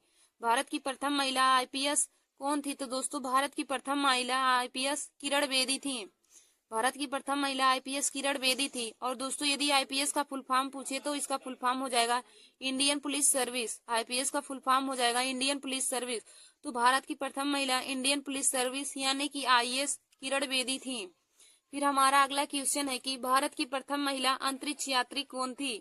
भारत की प्रथम महिला अंतरिक्ष यात्री कौन थी, तो दोस्तों, भारत की प्रथम महिला अंतरिक्ष यात्री कल्पना चावला थी। और यदि पूछे कि भारत पर जाने वाला प्रथम पशु कौन था, तो लाइका। लाइका एक कुतिया थी जो प्रथम बार अंतरिक्ष पर गया था। तो और भारत की प्रथम महिला अंतरिक्ष यात्री पूछे तो आप लोग बताएंगे कल्पना चावला। भारत की प्रथम महिला अंतरिक्ष यात्री कल्पना चावला हो जाएगा। फिर देखिए दोस्तों, हमारा अगला क्वेश्चन है कि भारत का राष्ट्रीय पक्षी, भारत का राष्ट्रीय पक्षी क्या है, तो आप लोग बताएंगे भारत का राष्ट्रीय पक्षी मोर है। भारत का राष्ट्रीय पक्षी मोर है। फिर हमारा अगला क्वेश्चन है कि भारत का राष्ट्रीय वृक्ष क्या है। भारत का राष्ट्रीय वृक्ष क्या है, तो देखिए दोस्तों, भारत का राष्ट्रीय वृक्ष बरगद है। भारत का राष्ट्रीय वृक्ष बरगद है। और यदि पूछे कि उत्तर प्रदेश का राष्ट्रीय राजकीय वृक्ष क्या है, तो आप लोग बताएंगे उत्तर प्रदेश का राजकीय वृक्ष अशोक का पेड़ है। और यदि उत्तर प्रदेश का राजकीय पक्षी पूछे तो उत्तर प्रदेश का राजकीय पक्षी सारस है। फिर हमारा अगला क्वेश्चन है कि भारत की राष्ट्रीयता कैसी है। भारत की राष्ट्रीयता कैसी है, तो देखिए दोस्तों, भारत की राष्ट्रीयता भारतीय है। भारत की राष्ट्रीयता कैसी है, तो भारत की राष्ट्रीयता भारतीय है। फिर हमारा अगला क्वेश्चन है भारत का राष्ट्रीय फल क्या है। भारत का राष्ट्रीय फल क्या है, तो दोस्तों भारत का राष्ट्रीय फल आम है। भारत का राष्ट्रीय फल आम है। यदि आम का वैज्ञानिक नाम पूछे तो आम का वैज्ञानिक नाम हो जाएगा मैग्नीफेरा इंडिका। आम का वैज्ञानिक नाम पूछे तो मैग्नीफेरा इंडिका हो जाएगा। और मोर का वैज्ञानिक नाम तो प्रावोक्रिस्टेटस हो जाएगा। मोर का वैज्ञानिक नाम प्रावोक्रिस्टेटस। और बरगद का हो जाएगा फाइकस बेंथालेंसिस। फिर देखिए दोस्तों, हमारा अगला क्वेश्चन है कि भारत की राष्ट्रीय भाषा क्या है। भारत की राष्ट्रीय भाषा क्या है, तो देखिए दोस्तों, भारत की राष्ट्रीय भाषा हिंदी है। भारत की राष्ट्रीय भाषा हिंदी है। फिर हमारा अगला क्वेश्चन है कि भारत का राष्ट्रीय गान क्या है। भारत का राष्ट्रीय गान क्या है, तो देखिए दोस्तों, भारत का राष्ट्रीय गान जनगण मन है। भारत का राष्ट्रीय गान जनगण मन है। और यदि पूछे कि भारत का राष्ट्रीय गान गाने का समय कितना है, तो आप लोग बताएंगे भारत का राष्ट्रीय गान गाने का समय 52 सेकेंड है।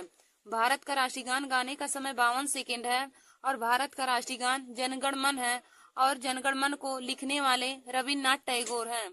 राष्ट्रीय गान को लिखने वाले रविन्द्रनाथ टैगोर जी हैं। और रविन्द्रनाथ टैगोर को भारत में यानी कि एशिया में हम कह सकते हैं, रविन्द्रनाथ टैगोर को एशिया में ही पहली बार सर्वप्रथम नोबेल पुरस्कार मिला था। यदि पूछे कि भारत में सर्वप्रथम नोबेल पुरस्कार किसको मिला था जो पुरुष में थे, तो देखिए दोस्तों, भारत में प्रथम पुरुष जो थे जिन्हें नोबेल पुरस्कार मिला था वह रविन्द्रनाथ टैगोर जी थे। रविन्द्रनाथ टैगोर भारत के ऐसे व्यक्ति थे जिन्हें सर्वप्रथम बार नोबेल पुरस्कार मिला था। और यदि महिला में पूछी जाए कि भारत की प्रथम महिला कौन थी जिन्हें प्रथम बार नोबेल पुरस्कार मिला, तो आप लोग बताएंगे मदर टेरेसा। मदर टेरेसा ऐसी महिला थी जिन्हें भारत में प्रथम बार नोबेल पुरस्कार मिला था। तो देखिए दोस्तों, हमारा क्वेश्चन क्या कहा था कि भारत का राष्ट्रीय गान क्या है, तो बताएंगे भारत का राष्ट्रीय गान जनगण मन है, जिसे गाने का समय 52 सेकेंड है और जिसके रचनाकार यानी कि जिसको लिखे हैं रविन्द्रनाथ टैगोर। और देखिए दोस्तों, रविन्द्रनाथ टैगोर ने भारत के राष्ट्रीय गान के साथ साथ इन्होंने बांग्लादेश का भी राष्ट्रीय गान लिखा है। तो देखिए दोस्तों, जिन क्वेश्चन को मैंने कॉपी में नोट किया है उनको भी आप लोग उतार लीजिए। और जिन्हें मैं बता रही हूँ वैसे उसको भी आप लोग अपने कॉपी में नोट कर लीजिएगा, क्योंकि मैं जो क्वेश्चन बता रही हूँ यह बहुत ही महत्वपूर्ण है हर कंपटीशन की परीक्षाओं के लिए। फिर हमारा अगला क्वेश्चन है कि भारत का राष्ट्रीय गीत क्या है। भारत का राष्ट्रीय गीत क्या है, तो देखिए दोस्तों, भारत का राष्ट्रीय गीत वंदे मातरम है। भारत का राष्ट्रीय गीत वंदे मातरम है। तो देखिए दोस्तों, भारत का राष्ट्रीय गीत वंदे मातरम है। और यदि पूछे कि भारत का राष्ट्रीय गीत गाने का समय क्या है, तो भारत का राष्ट्रीय गीत गाने का समय 65 सेकेंड है। भारत का राष्ट्रीय गीत गाने का समय 65 सेकेंड है। और भारत की राष्ट्रीय गीत की रचनाकार कौन है, तो बंकिम चंद्र चटर्जी ने वंदे मातरम को लिखा है। भारत की राष्ट्रीय गीत की रचनाकार कौन है, तो भारत की राष्ट्रीय गीत की रचनाकार यानी कि वंदे मातरम की रचनाकार है बंकिम चंद्र चटर्जी। फिर हमारा अगला क्वेश्चन है कि भारत की राष्ट्रीय मुद्रा क्या है। भारत की राष्ट्रीय मुद्रा क्या है, तो देखिए दोस्तों, भारत की राष्ट्रीय मुद्रा रुपया है। भारत की राष्ट्रीय मुद्रा क्या है, तो भारत की राष्ट्रीय मुद्रा रुपया है। फिर हमारा अगला क्वेश्चन है कि भारत का राष्ट्रीय चिन्ह क्या है। भारत का राष्ट्रीय चिन्ह क्या है, तो देखिए दोस्तों, भारत का राष्ट्रीय चिन्ह अशोक स्तंभ है। भारत का राष्ट्रीय चिन्ह अशोक स्तंभ है। भारत का राष्ट्रीय चिन्ह क्या है, तो भारत का राष्ट्रीय चिन्ह अशोक स्तंभ है। फिर हमारा अगला क्वेश्चन दिया है कि भारत की राष्ट्रीय मिठाई क्या है। भारत की राष्ट्रीय मिठाई क्या है, तो देखिए दोस्तों, भारत की राष्ट्रीय मिठाई जलेबी है। भारत की राष्ट्रीय मिठाई जलेबी है। और यदि उत्तर प्रदेश का भी राजकीय मिठाई पूछेगा तब भी आप लोग जलेबी बताएंगे। फिर हमारा अगला क्वेश्चन है कि भारत की राष्ट्रीय सब्जी क्या है। भारत की राष्ट्रीय सब्जी क्या है। तो देखिए दोस्तों, भारत की राष्ट्रीय सब्जी कद्दू है। भारत की राष्ट्रीय सब्जी कद्दू है। फिर हमारा अगला क्वेश्चन है कि भारत का राष्ट्रीय पशु क्या है। भारत का राष्ट्रीय पशु क्या है। तो भारत का राष्ट्रीय पशु बाघ है। भारत का राष्ट्रीय पशु क्या है। तो भारत का राष्ट्रीय पशु बाघ है। और दोस्तों, यदि बाघ का वैज्ञानिक नाम पूछे तो आप लोग बताएंगे बाघ का वैज्ञानिक नाम पैंथेरा टाइग्रिस है। बाघ का वैज्ञानिक नाम पूछे तो बाघ का वैज्ञानिक नाम हो जाएगा पैंथेरा टाइग्रिस। फिर हमारा अगला क्वेश्चन है कि भारत का राष्ट्रीय ध्वज क्या है। भारत का राष्ट्रीय ध्वज क्या है। तो देखिए दोस्तों, भारत का राष्ट्रीय ध्वज तिरंगा है। भारत का राष्ट्रीय ध्वज तिरंगा है। और यदि पूछे कि तिरंगा में कितने रंग होते हैं, तो तिरंगा में 4 रंग होते हैं। हमारा सफेद होता है, केसरिया होता है, हरा होता है, और हमारा बीच वाला जो चक्र होता है वह नीले रंग का होता है। तो दोस्तों, तिरंगा में 4 रंग होते हैं। और यदि पूछे कि तिरंगा चक्र में कितनी तीलियां होती हैं, तो चक्र में 24 तीलियां होती हैं। तिरंगे के चक्र में कितनी तीलियां होती हैं। तो तिरंगे के चक्र में 24 तीलियां होती हैं। और पूछे कि सफेद रंग किसका प्रतीक होता है। तो देखिए दोस्तों, सफेद रंग शांति का प्रतीक होता है। केसरिया रंग त्याग और वीरता का प्रतीक होता है। और हरा रंग हरियाली का प्रतीक होता है। देखिए दोस्तों, यह भी क्वेश्चन पूछ लिया जाता है कि सफेद रंग, हरा रंग और केसरिया रंग किसका प्रतीक होता है। तो मैंने बताया आप लोगों को कि सफेद रंग शांति का प्रतीक, हरा रंग हरियाली का प्रतीक और केसरिया रंग त्याग और वीरता का प्रतीक होता है। और तिरंगे में एक चक्र होता है, चक्र में 24 तीलियां होती हैं। आप लोग इन सभी क्वेश्चन को भी अपने कॉपी में नोट करते रहिए दोस्तों, क्योंकि यह क्वेश्चन भी कंपटीशन की परीक्षाओं में पूछ लिए जाते हैं। फिर हमारा अगला क्वेश्चन है कि भारत का राष्ट्रीय भोजन क्या है। भारत का राष्ट्रीय भोजन क्या है। तो देखिए दोस्तों, भारत का राष्ट्रीय भोजन खिचड़ी है। भारत का राष्ट्रीय भोजन खिचड़ी है।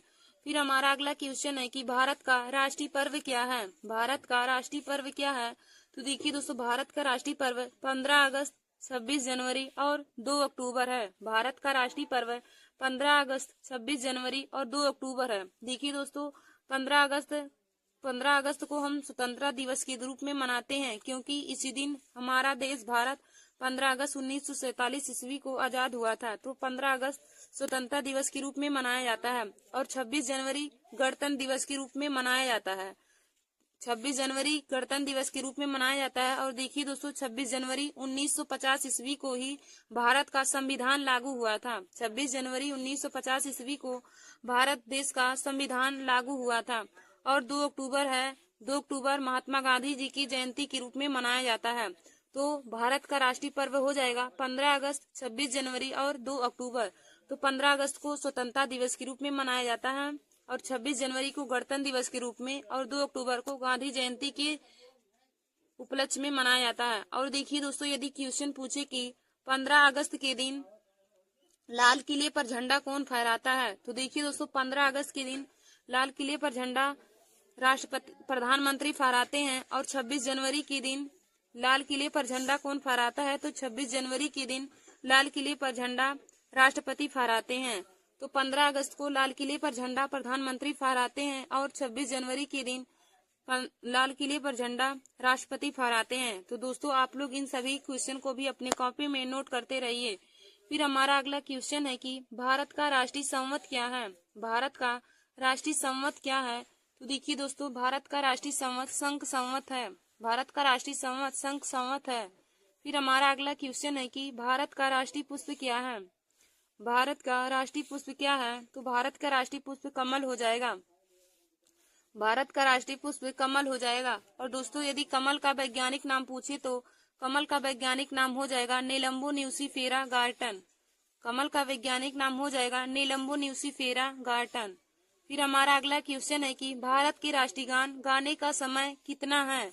भारत के राष्ट्रीय गान गाने का समय कितना है। तो देखिए दोस्तों, भारत के राष्ट्रीय गान गाने का समय 52 सेकेंड है। और यदि भारत का राष्ट्रीय गान पूछे तो भारत का राष्ट्रीय गान जनगण मन है। और यदि पूछे कि भारत के राष्ट्रीय गान के रचनाकार कौन है, तो भारत के राष्ट्रीय गान के रचनाकार रविन्द्रनाथ टैगोर जी हैं। फिर हमारा अगला क्वेश्चन है कि भारत के राष्ट्रीय गीत के रचयिता कौन है। तो देखिए दोस्तों, भारत के राष्ट्रीय गीत के रचयिता बंकिम चंद्र चटर्जी जी हैं।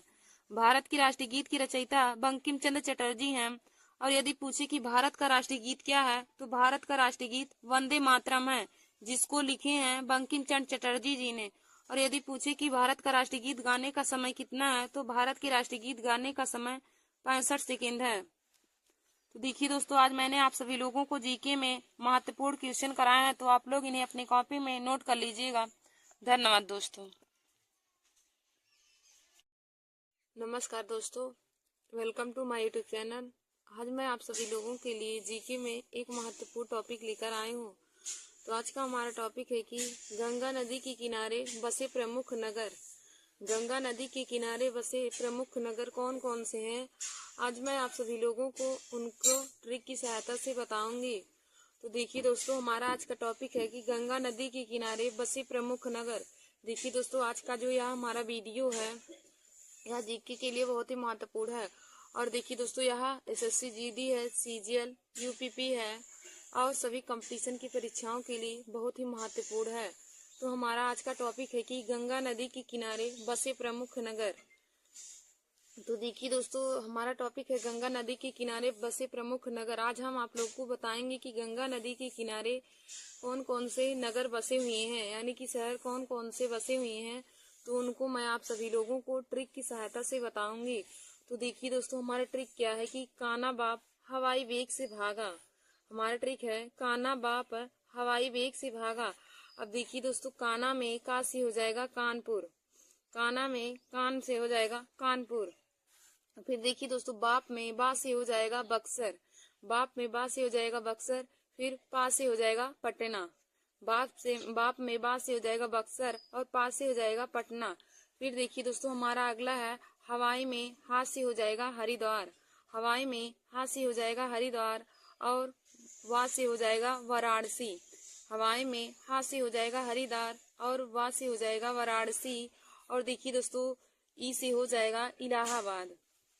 हवाई में हा से हो जाएगा हरिद्वार, वा से हो जाएगा वाराणसी और ई से हो जाएगा इलाहाबाद। फिर देखिए दोस्तों, वेग से हो जाएगा बेगूसराय, वेग से हमारा हो जाएगा बेगूसराय। फिर देखिए दोस्तों, हमारा अगला आगे है सा से हो जाएगा साहेबागेज, हमारा सा से हो जाएगा साहेबागेज। फिर देखिए दोस्तों, भागा से हो जाएगा भागलपुर, भागा से हो जाएगा भागलपुर। तो यही हमारे जो शहर हैं, ये गंगा नदी के किनारे बसे हुए हैं। गंगा नदी के किनारे बसे हुए प्रमुख शहर हमारे कौन कौन से हैं। तो देखिए दोस्तों, हमने आप लोगों को ट्रिक बताया कि काना बाप हवाई वेग से भागा, काना बेग हवाई भाप से वेग से भागा, काना बाप हवाई वेग से भागा। तो देखिए दोस्तों, काना में कान से हो जाएगा कानपुर, फिर बाप में बा से हो जाएगा बक्सर। फिर देखिए दोस्तों, पा से हो जाएगा पटना।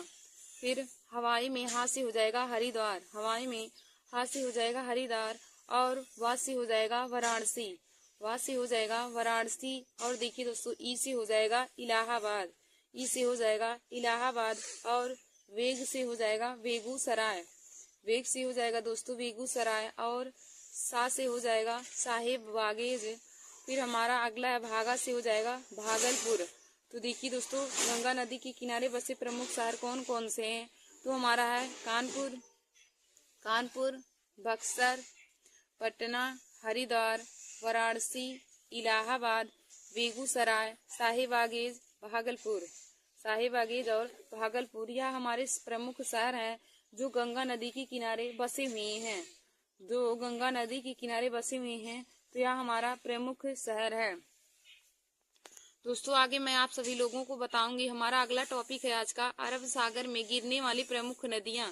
अरब सागर में गिरने वाली प्रमुख नदियां कौन कौन सी हैं, तो उनको मैं आप सभी लोगों को ट्रिक की सहायता से बताऊंगी। तो देखिए दोस्तों, अरब सागर में गिरने वाली प्रमुख नदियों का ट्रिक क्या है। शराबी मामा ने ताश में जुआ खेला, शराबी मामा ने ताश में जुआ खेला। तो देखिए दोस्तों, शराबी से हो जाएगा सारावती नदी, शराबी में शराबी से हो जाएगा सारावती नदी। और फिर देखिए दोस्तों, मामा में माँ से हो जाएगा माही नदी और फिर माँ से हो जाएगा मांडवी नदी, मामा में माँ से हो जाएगा माही नदी और माँ से हो जाएगा मांडवी नदी। फिर देखिए दोस्तों, ने से हो जाएगा नर्मदा नदी, ना से हो जाएगा नर्मदा नदी और ताश से हो जाएगा ताप्ती नदी, ताश में ता से हो जाएगा ताप्ती नदी। फिर देखिए दोस्तों सा से हो जाएगा सतरंजी नदी, सा से हो जाएगा सतरंजी नदी। फिर हमारा अगला है सा से हो जाएगा साबरमती मती, साबरमती नदी। फिर हमारा देखिए दोस्तों सा से हो जाएगा साबरमती नदी। फिर जुआ में हो जाएगा जुवोरी नदी, जुआ में हो जाएगा जुवोरी नदी। तो देखिए दोस्तों यही हमारी जो नदियां हैं जो अरब सागर में जाकर गिरने वाली हैं। अरब सागर में गिरने वाली भारत की कौन कौन सी नदियां हैं, अरब सागर में गिरने वाली प्रमुख नदियां कौन कौन सी है, तो उनको मैंने आप लोगों को ट्रिक की सहायता से बताया। तो देखिए दोस्तों अरब सागर में गिरने वाली नदियों का ट्रिक क्या है कि शराबी मामा ने ताश में जुआ खेला, शराबी मामा ने ताश में जुआ खेला। तो देखिए दोस्तों शराबी से हो जाएगा सारावती नदी, शराबी से हो जाएगा सारावती नदी। फिर मामा में माँ से हो जाएगा माही नदी, फिर माँ से हो जाएगा मांडवी नदी। देखिए दोस्तों मामा में माँ से हो जाएगा माही नदी, फिर माँ से हो जाएगा मांडवी नदी। और देखिए दोस्तों ना से हो जाएगा नर्मदा नदी, ना से हो जाएगा नर्मदा नदी। और ताश में ता से हो जाएगा ताप्ती नदी, सा से हो जाएगा हमारा सतरंजी नदी, सा से हो जाएगा सतरंजी नदी। और देखिए दोस्तों सा से हो जाएगा हमारा साबरमती नदी। फिर जुआ से हो जाएगा जुओरी नदी, जुआ से हो जाएगा दोस्तों हमारा जुओरी नदी। तो यही हमारी नदियां हैं जो अरब सागर में जाकर गिरती हैं। तो कौन कौन सी है, नंबर 1 सारावती नदी, नंबर 2 माही नदी, नंबर 3 मांडवी नदी, नंबर 4 नर्मदा नदी, नंबर 5 ताप्ती नदी, नंबर 6 सतरंजी नदी, नंबर 7 साबरमती नदी, नंबर 8 जुओरी नदी। तो देखिए दोस्तों यही प्रमुख नदियां हैं जो अरब सागर में जाकर गिरती हैं। तो इसका ट्रिक है शराबी मामा ने ताश में जुआ खेला। फिर देखिए दोस्तों हमारा अगला टॉपिक है कि भारत का संविधान किन किन देशों से लिया गया है। भारत का संविधान किन किन देशों से लिया गया है उसको मैं आज आप लोगों को ट्रिक की सहायता से बताऊंगी। तो देखिए दोस्तों भारत का संविधान किन किन देशों से लिया गया है तो उसको हम ट्रिक की सहायता से बताएंगे। देखिए दोस्तों यदि पूछे कि भारत का संविधान कब बनकर तैयार हुआ था, भारत का संविधान पूर्ण रूप से बनकर कब तैयार हुआ, तो देखिए दोस्तों भारत का संविधान पूर्ण रूप से 26 नवंबर 1949 ईस्वी को बनकर तैयार हुआ। भारत का संविधान पूर्ण रूप से 26 नवंबर 1949 ईस्वी को बनकर तैयार हुआ। और यदि पूछे कि भारत का संविधान पूर्ण रूप से लागू कब हुआ तो आप लोग बताएंगे कि भारत का संविधान पूर्ण रूप से लागू 26 जनवरी 1950 ईस्वी को हुआ था। और पूछे कि भारत का संविधान कितनी भाषाओं में लिखा गया है तो भारत का संविधान 2 भाषाओं में लिखा है, नंबर 1 हिंदी, नंबर 2 अंग्रेजी। भारत का संविधान 2 भाषाओं में लिखा गया है, नंबर 1 हिंदी और नंबर 2 अंग्रेजी। और पूछे कि भारत के संविधान के निर्माण में कुल कितना समय लगा तो आप लोग बताएंगे भारत के संविधान के निर्माण में 2 वर्ष 11 माह और 18 दिन का समय लगा था। 2 वर्ष 11 माह 18 दिन का समय लगा था। भारत के संविधान के निर्माण में लगा समय 2 वर्ष 11 माह 18 दिन लगा था। और यदि पूछे कि संविधान के निर्माण में कुल कितना खर्च लगा था तो दोस्तों 63,96,729 रुपए संविधान के खर्च में लगा था। तो देखिए दोस्तों आज का हमारा अगला टॉपिक है कि भारत का संविधान किन किन देशों से लिया गया है। तो देखिए दोस्तों भारत का संविधान किन किन देशों से लिया गया है इसका ट्रिक हो जाएगा आबिद आज रुक जा अमेरिका, आबिद आज रुक जा अमेरिका। अब देखिए दोस्तों आबिद में आ से हो जाएगा आयरलैंड, आबिद में आ से हो जाएगा आयरलैंड, बी से हो जाएगा ब्रिटेन, दा से हो जाएगा दक्षिण अमेरिका। आबिद में बड़ा आ से हो जाएगा आयरलैंड, बी से हो जाएगा ब्रिटेन, दा से हो जाएगा दक्षिण अमेरिका। अब देखिए दोस्तों आगे हमारा है आज में आ से हो जाएगा ऑस्ट्रेलिया, आज में बड़ा आ से हो जाएगा ऑस्ट्रेलिया, जा से हमारा हो जाएगा जर्मनी। फिर देखिए दोस्तों रुक में रू से हो जाएगा रूस, रुक में रू से हो जाएगा रूस और का से हो जाएगा कनाडा, रुक में रू से हो जाएगा रूस और का से हो जाएगा कनाडा। फिर देखिए दोस्तों जा से हो जाएगा जापान, जा से हो जाएगा जापान। फिर अमेरिका से हो जाएगा अमेरिका, फिर अमेरिका से हो जाएगा अमेरिका। तो यही हमारे देश हैं, यही हमारे प्रमुख देश हैं जिन देशों से हमारा भारत के संविधान के निर्माण में सहायता मिली है, भारत के संविधान के निर्माण में सहायता मिली है। तो यही हमारे देश हैं। तो देखिए दोस्तों भारत का संविधान किन किन देशों से लिया गया है इसका ट्रिक है आबिद आज रुक जा अमेरिका, आबिद आज रुक जा अमेरिका। अब देखिए दोस्तों आबिद में बड़ा आ से हो जाएगा आयरलैंड और बी से हो जाएगा ब्रिटेन, दा से हो जाएगा दक्षिण अमेरिका, दा से दक्षिण अमेरिका हो जाएगा। और देखिए दोस्तों आज में बड़ा आ से हो जाएगा ऑस्ट्रेलिया, आज में बड़ा आ से हो जाएगा ऑस्ट्रेलिया। फिर जा से हो जाएगा जर्मनी, आज में बड़ा आ से हो जाएगा ऑस्ट्रेलिया। फिर जा से हो जाएगा जर्मनी। फिर देखिए दोस्तों रुक में रूस से हो जाएगा रूस, रुक में रूस से हो जाएगा रूस। और का से हो जाएगा कनाडा। और देखिए दोस्तों हमारा जा से हो जाएगा जापान। फिर अमेरिका से हो जाएगा अमेरिका, अमेरिका यानी कि संयुक्त राज्य अमेरिका। तो देखिए दोस्तों यदि पूछे कि अमेरिका से क्या लिया गया है, तो संविधान के निर्माण में अमेरिका से मौलिक अधिकार लिए गए हैं। जो हमारा भाग 3 में मौलिक अधिकार है वह संविधान वह हमारा अमेरिका देश से लिया गया है।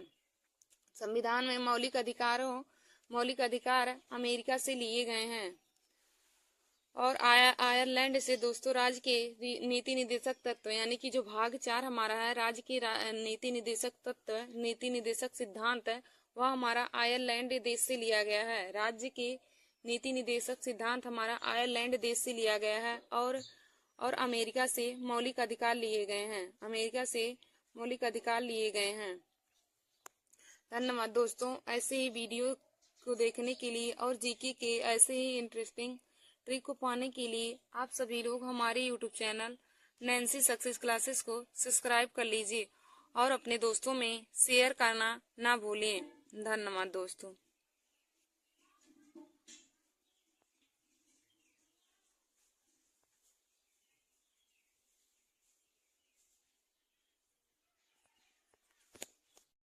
नमस्कार दोस्तों, welcome to my YouTube channel Nancy Success Classes. आज मैं आप सभी लोगों के लिए जीके में महत्वपूर्ण टॉपिक लेकर आए हूँ। तो देखिए दोस्तों आज का हमारा टॉपिक है कि आज मैं आप सभी लोगों को पूर्वी एवं पश्चिम की ओर बहने वाली प्रमुख नदियों को ट्रिक की सहायता से बताऊंगी। आज का हमारा टॉपिक है कि पूर्व की ओर बहने वाली प्रमुख नदियां तथा पश्चिम की ओर बहने वाली नदियां। तो दोस्तों मैं आप लोगों को पूर्व तथा पश्चिम की ओर बहने वाली दोनों नदियों को ट्रिक की सहायता से बताऊंगी कि पूर्व की ओर कौन कौन सी नदी बहती है तथा पश्चिम की ओर कौन कौन सी नदी बहती है। तो देखिए दोस्तों आज का हमारा यह वीडियो सभी कंपटीशन की परीक्षाओं के लिए बहुत ही महत्वपूर्ण है। जो देखिए दोस्तों हाल ही में एसएससी जीडी का पेपर होने वाला है 5 तारीख को 6, 7, उन सभी स्टूडेंट के लिए हमारा यह वीडियो बहुत ही महत्वपूर्ण है। तो दोस्तों आप लोग हमारे वीडियो को जरूर देख लीजिए और अपने दोस्तों में भी शेयर कर लीजिए। तो हमारा पहला टॉपिक है कि पूर्व की ओर बहने वाली नदियां, पूर्व की ओर बहने वाली नदियां। तो देखिए दोस्तों पूर्व की ओर बहने वाली नदियां कौन कौन सी हैं। तो देखिए दोस्तों पूर्व की ओर बहने वाली नदियां का ट्रिक है हमारा जीके ट्रिक है काका गोद में है। पूर्व की ओर बहने वाली नदियों का ट्रिक है काका गोद में है। अब देखिए दोस्तों काका में का से हो जाएगा कृष्णा नदी, काका में का से हो जाएगा कृष्णा नदी। फिर देखिए दोस्तों का से हो जाएगा कावेरी नदी, काका में का से हो जाएगा कृष्णा नदी। फिर का से हो जाएगा कावेरी नदी। फिर देखिए दोस्तों गोद में गो से हो जाएगा गोदावरी नदी, गोद में गो से हो जाएगा गोदावरी नदी। फिर दा से हो जाएगा दामोदर नदी, गोद में गो से हो जाएगा गोदावरी नदी। फिर दा से हो जाएगा दामोदर नदी। फिर देखिए दोस्तों में से हो जाएगा माँ से महानदी, माँ से हो जाएगा महानदी। तो देखिए दोस्तों हमने आप लोग को बताया कि पूर्व की ओर बहने वाली नदियों का ट्रिक है काका गोद में है। तो इसका ट्रिक हो जाएगा काका गोद में है। अब देखिए दोस्तों काका गोद में है, इसमें काका में का से हो जाएगा कृष्णा नदी, काका में का से हो जाएगा कृष्णा नदी। फिर का से हो जाएगा कावेरी नदी, का से हो जाएगा कृष्णा नदी। फिर का से हो जाएगा कावेरी नदी। फिर देखिए दोस्तों गोद में गो से हो जाएगा गोदावरी नदी, गोद में गो से हो जाएगा गोदावरी नदी। फिर देखिए दोस्तों दा से हो जाएगा दामोदर नदी, गो से हो जाएगा गोदावरी नदी। फिर दा से हो जाएगा दामोदर नदी। फिर देखिए दोस्तों माँ से हो जाएगा महानदी। तो पूर्व की ओर बहने वाली प्रमुख नदियां हमारी कौन कौन सी हैं। नंबर 1 कृष्णा नदी, नंबर 2 कावेरी नदी, नंबर 3 गोदावरी नदी, नंबर 4 दामोदर नदी और नंबर 5 महानदी है। तो देखिए दोस्तों पूर्व की ओर बहने वाली हमारी यही प्रमुख नदियां हैं कृष्णा नदी, कावेरी नदी, गोदावरी नदी, दामोदर नदी और महानदी। यह 5 नदियां हमारी हैं जो पूर्व की ओर बहती हैं। तो यदि कंपटीशन की परीक्षाओं में पूछे कि पूर्व की ओर बहने वाली नदियां इनमें से कौन सी हैं, तो दोस्तों आप इनको याद करे रहेंगे तभी आप बता पाएंगे कि पूर्व की ओर बहने वाली कौन कौन सी नदियां हैं।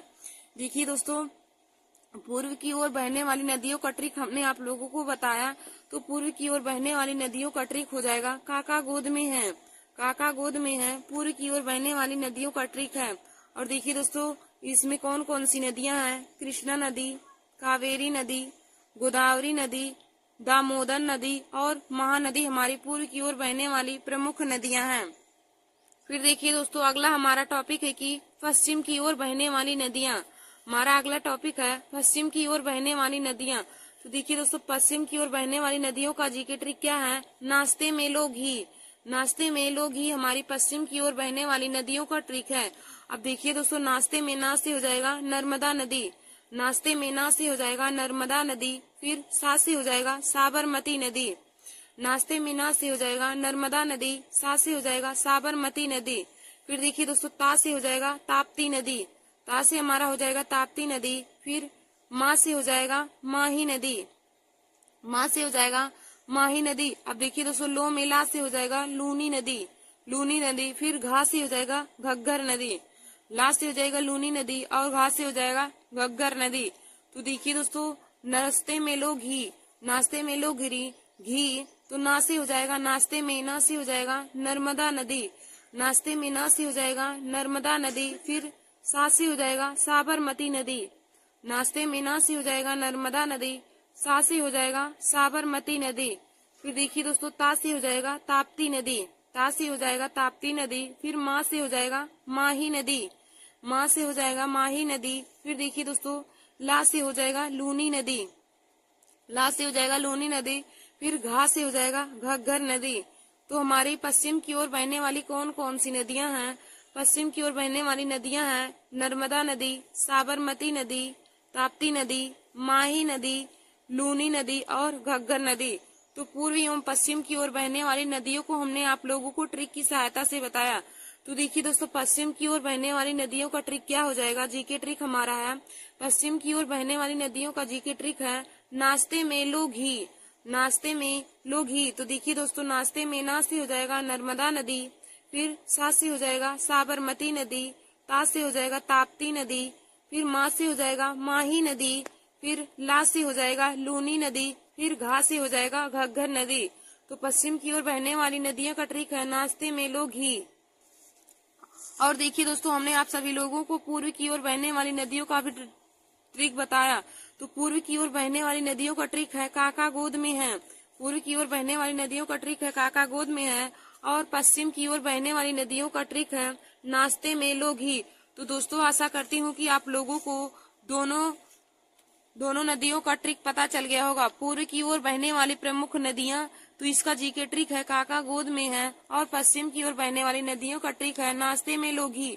तो दोस्तों, आप दोनों ट्रिक को अपनी कॉपी में जरूर नोट कर लीजिए, क्योंकि ऐसे ही ट्रिक की सहायता से आप बहुत ही आसानी तरीके से सभी नदियों को याद कर सकते हैं। और देखिए दोस्तों, यह जो जीके का ट्रिक है यह हर कंपटीशन की परीक्षाओं में पूछा जाता है। पूर्व एवं पश्चिम की ओर बहने वाली नदियां कंपटीशन की परीक्षाओं में पूछे जाते हैं। तो दोस्तों, आप लोग इसे अपने कॉपी में जरूर नोट कर लीजिए और तैयार कर लीजिए। धन्यवाद दोस्तों। ऐसे ही जीके के महत्वपूर्ण ट्रिक को पाने के लिए और जीके के क्वेश्चन को पाने के लिए आप सभी लोग हमारे YouTube channel Nancy Success classes को सब्सक्राइब कर लीजिए और अपने दोस्तों में शेयर करना ना भूलिए। धन्यवाद दोस्तों।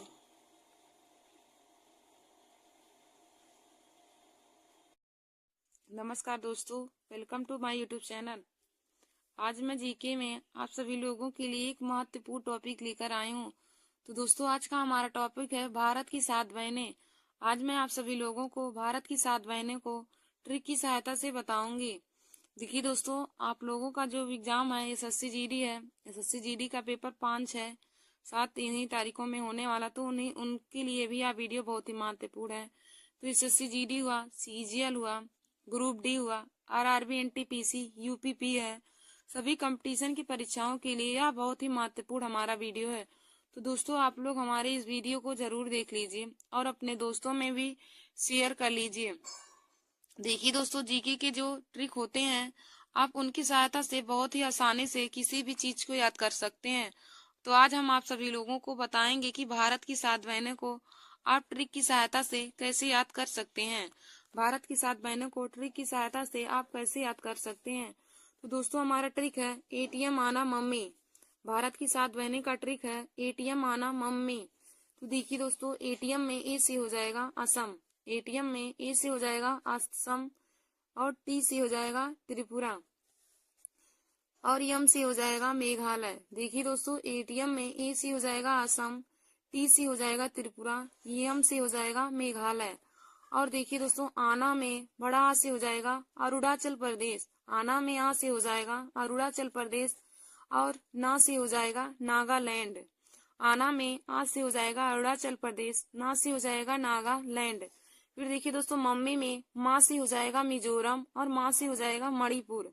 मम्मी में माँ से हो जाएगा मिजोरम, और माँ से हो जाएगा मणिपुर। तो भारत की 7 बहनों का ट्रिक हमने आप लोग को बताया कि एटीएम आना मम्मी। भारत की 7 बहनों का ट्रिक है एटीएम आना मम्मी।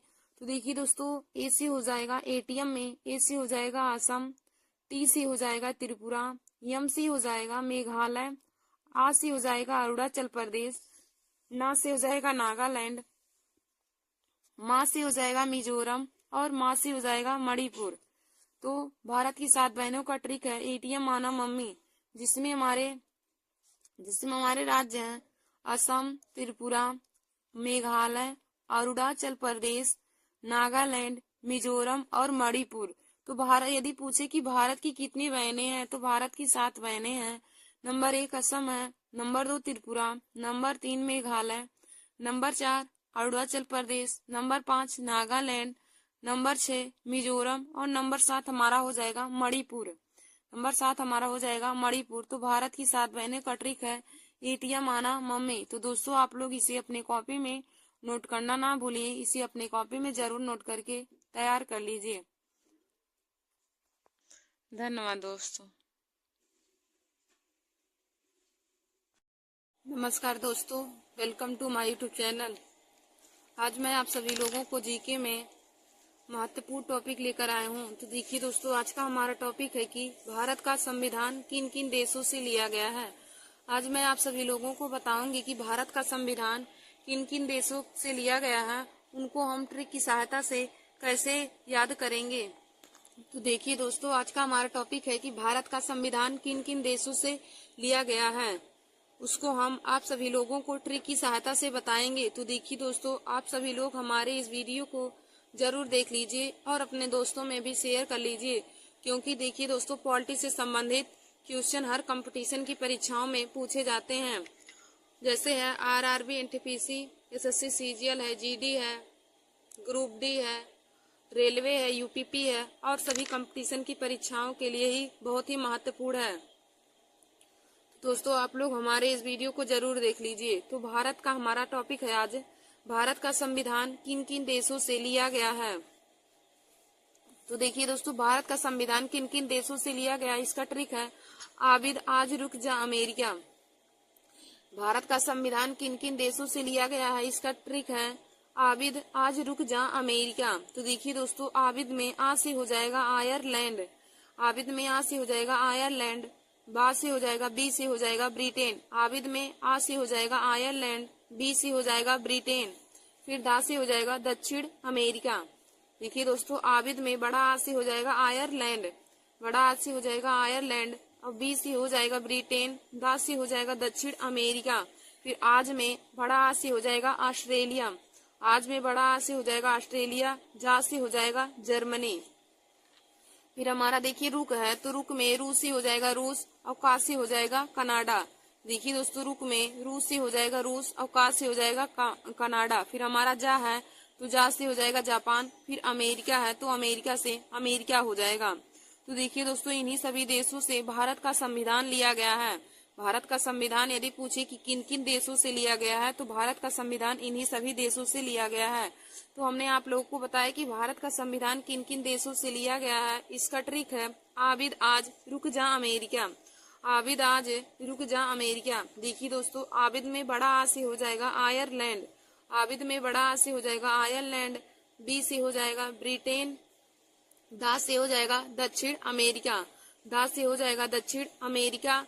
फिर आ से हो जाएगा आज में, बड़ा आ से हो जाएगा ऑस्ट्रेलिया। आज में बड़ा आ से हो जाएगा ऑस्ट्रेलिया।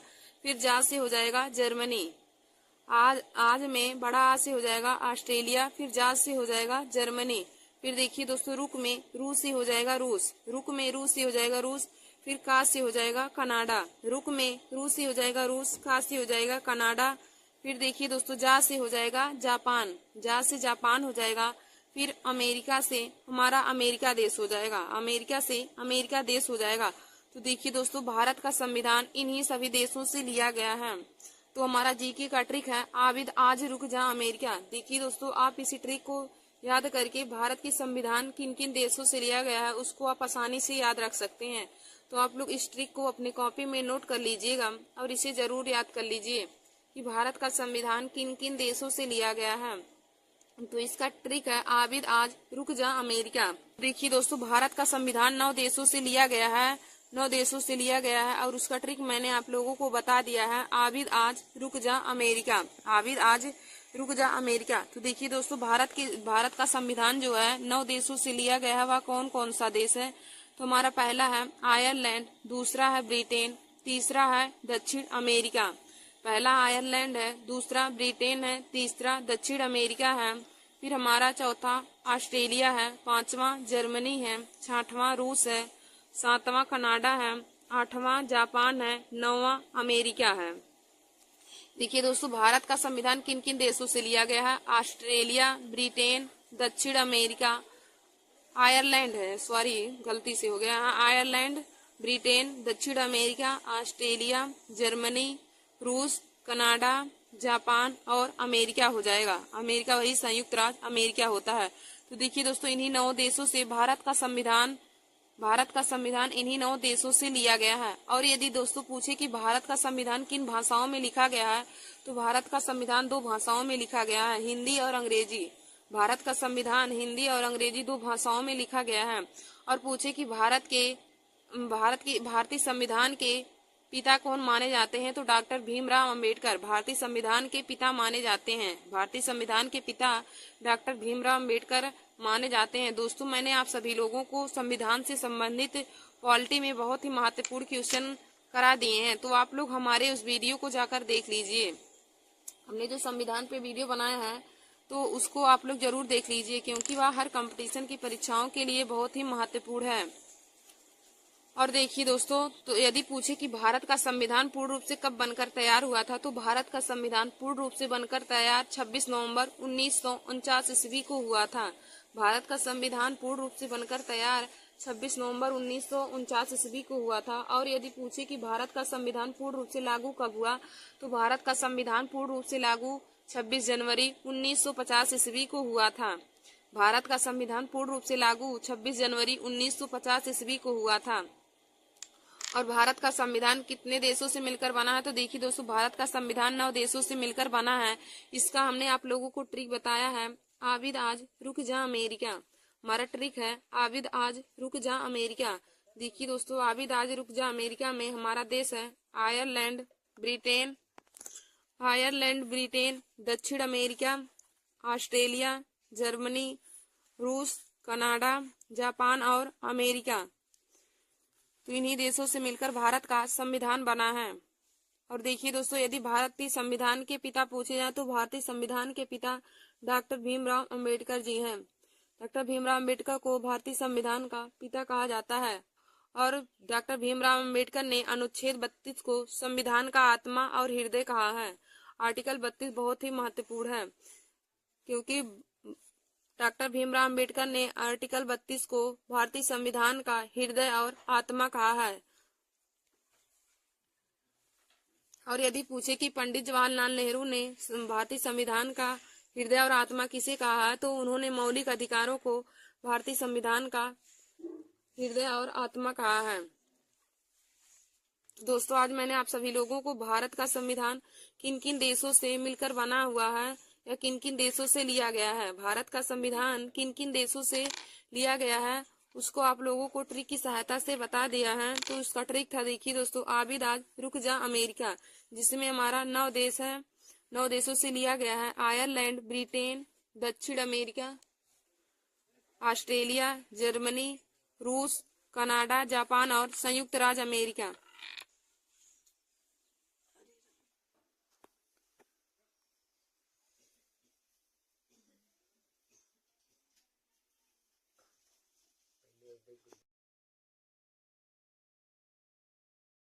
नमस्कार दोस्तों, welcome to my YouTube channel. आज मैं आप सभी लोगों को महात्मा गांधी के बारे में संबंधित महत्वपूर्ण क्वेश्चन लेकर आए हूँ।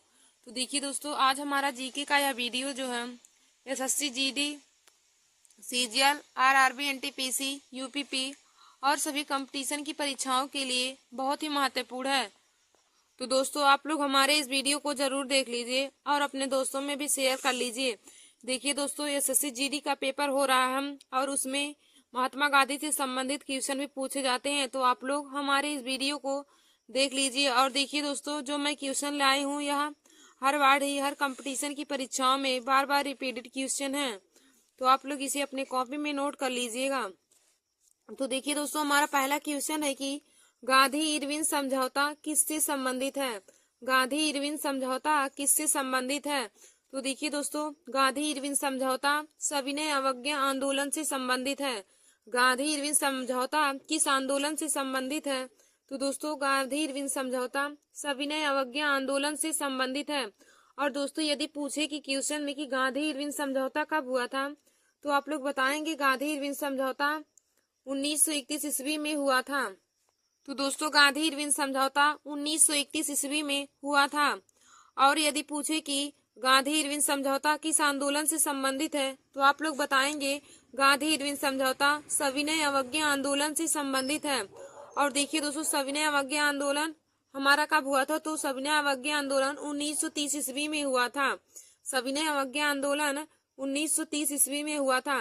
देखिए दोस्तों, यदि पूछे कि महात्मा गांधी जी द्वारा दिए गए कितने आंदोलन है, तो महात्मा गांधी ने 3 आंदोलन दिए थे। नंबर 1 भारत छोड़ो आंदोलन, नंबर 2 असहयोग आंदोलन और नंबर 3 सविनय अवज्ञा आंदोलन।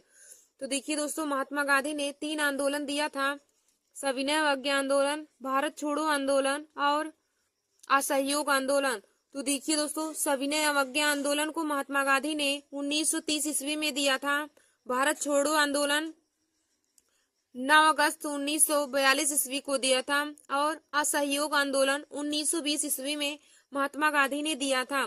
तो महात्मा गांधी जी द्वारा दिए गए 3 आंदोलन थे, सविनय अवज्ञा आंदोलन, भारत छोड़ो आंदोलन और असहयोग आंदोलन।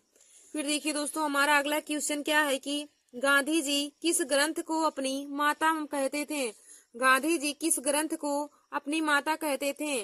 तो देखिए दोस्तों, भगवत गीता को गांधी जी अपनी माता मानते थे। भगवत गीता एक ऐसा ग्रंथ है जिसे महात्मा गांधी अपनी माता मानते थे। फिर हमारा अगला क्वेश्चन है कि 2 अक्टूबर को महात्मा गांधी जी के जन्म दिवस को किस रूप में मनाया जाता है। 2 अक्टूबर को महात्मा गांधी जी के जन्म दिवस को किस रूप में मनाया जाता है।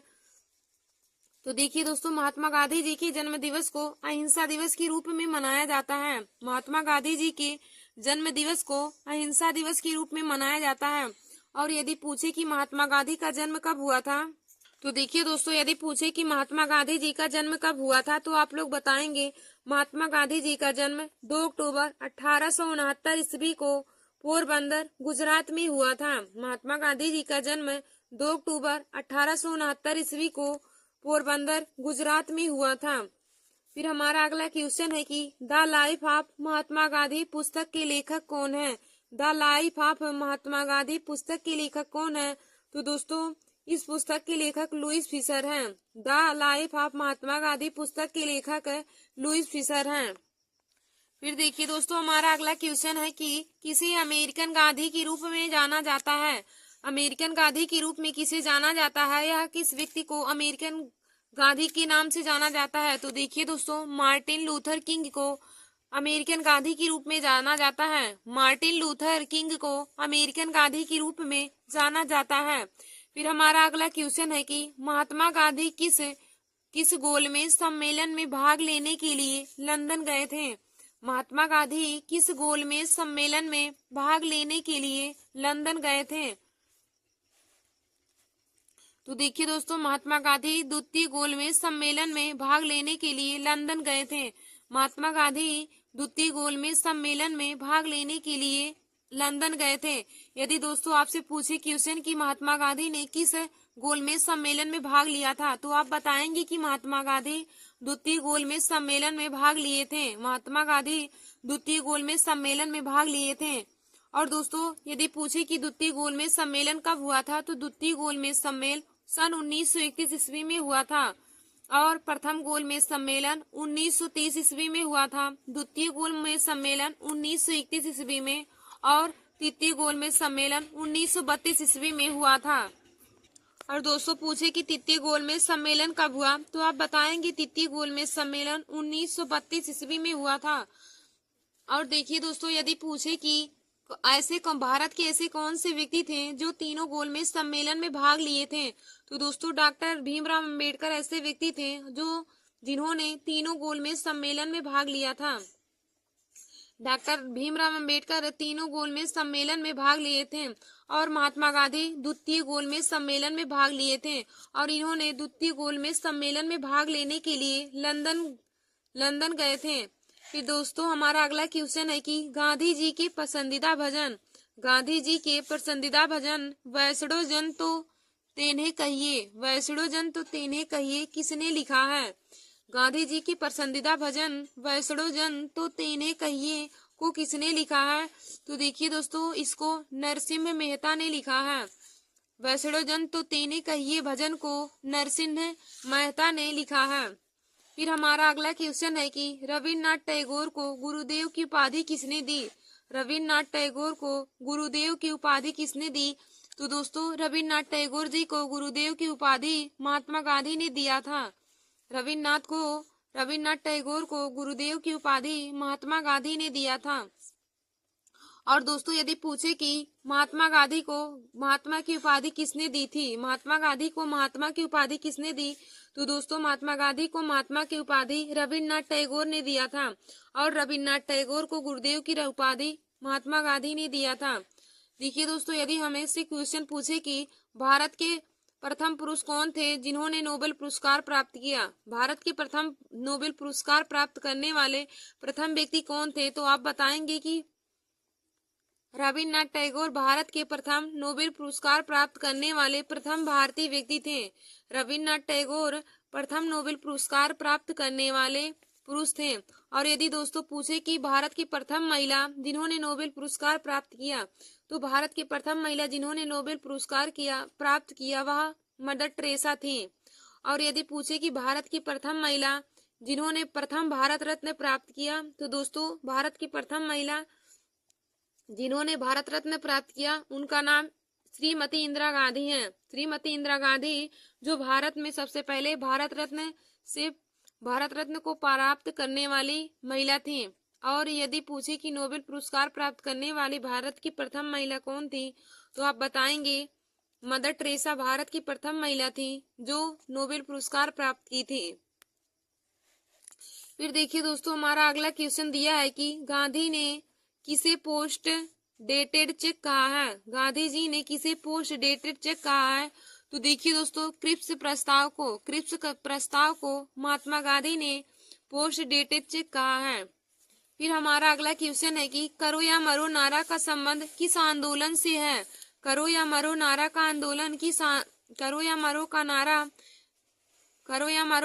संबंध किस आंदोलन से है, तो देखिए दोस्तों करो या मरो नारे का संबंध भारत छोड़ो आंदोलन से है। करो या मरो नारे का संबंध भारत छोड़ो आंदोलन से है। और देखिए दोस्तों यदि पूछे कि करो या मरो का नारा किसने दिया था, तो आप बताएंगे करो या मरो का नारा महात्मा गांधी ने दिया था। करो या मरो का नारा महात्मा गांधी ने दिया था। और करो या मरो नारा का संबंध किस आंदोलन से है, तो दोस्तों करो या मरो नारे का संबंध भारत छोड़ो आंदोलन से है। फिर हमारा अगला क्वेश्चन है कि महात्मा गांधी जी का जन्म दिवस अंतर्राष्ट्रीय स्तर पर किस रूप में मनाया जाता है। महात्मा गांधी जी का जन्म दिवस अंतर्राष्ट्रीय स्तर पर किस रूप में मनाया जाता है, तो देखिए दोस्तों, महात्मा गांधी जी का जन्म दिवस अंतरराष्ट्रीय स्तर पर अहिंसा दिवस के रूप में मनाया जाता है। 2 अक्टूबर को गांधी जी की जयंती को अंतरराष्ट्रीय स्तर पर अहिंसा दिवस के रूप में मनाया जाता है।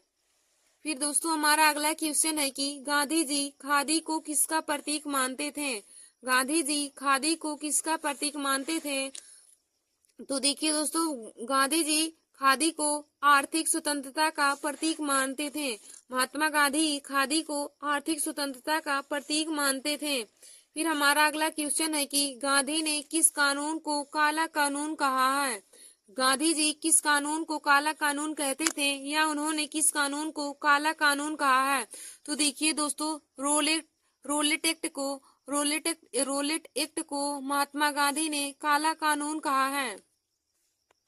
फिर देखिए दोस्तों, हमारा अगला क्वेश्चन है कि सत्याग्रह शब्द का प्रयोग सबसे पहले कौन किया था। सत्याग्रह शब्द का प्रयोग सर्वप्रथम कौन किया था।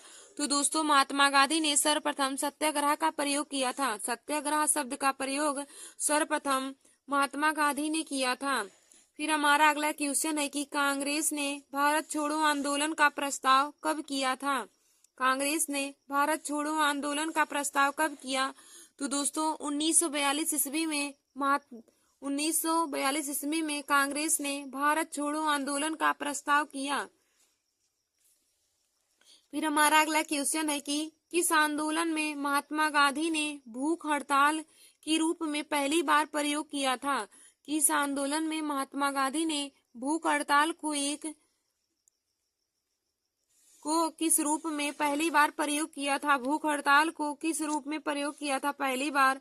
तो दोस्तों, उन्होंने भूख हड़ताल सर्वप्रथम 1918 ईस्वी को अहमदाबाद मिल मजदूर की हड़ताल में उन्होंने भूख हड़ताल पर काम किया।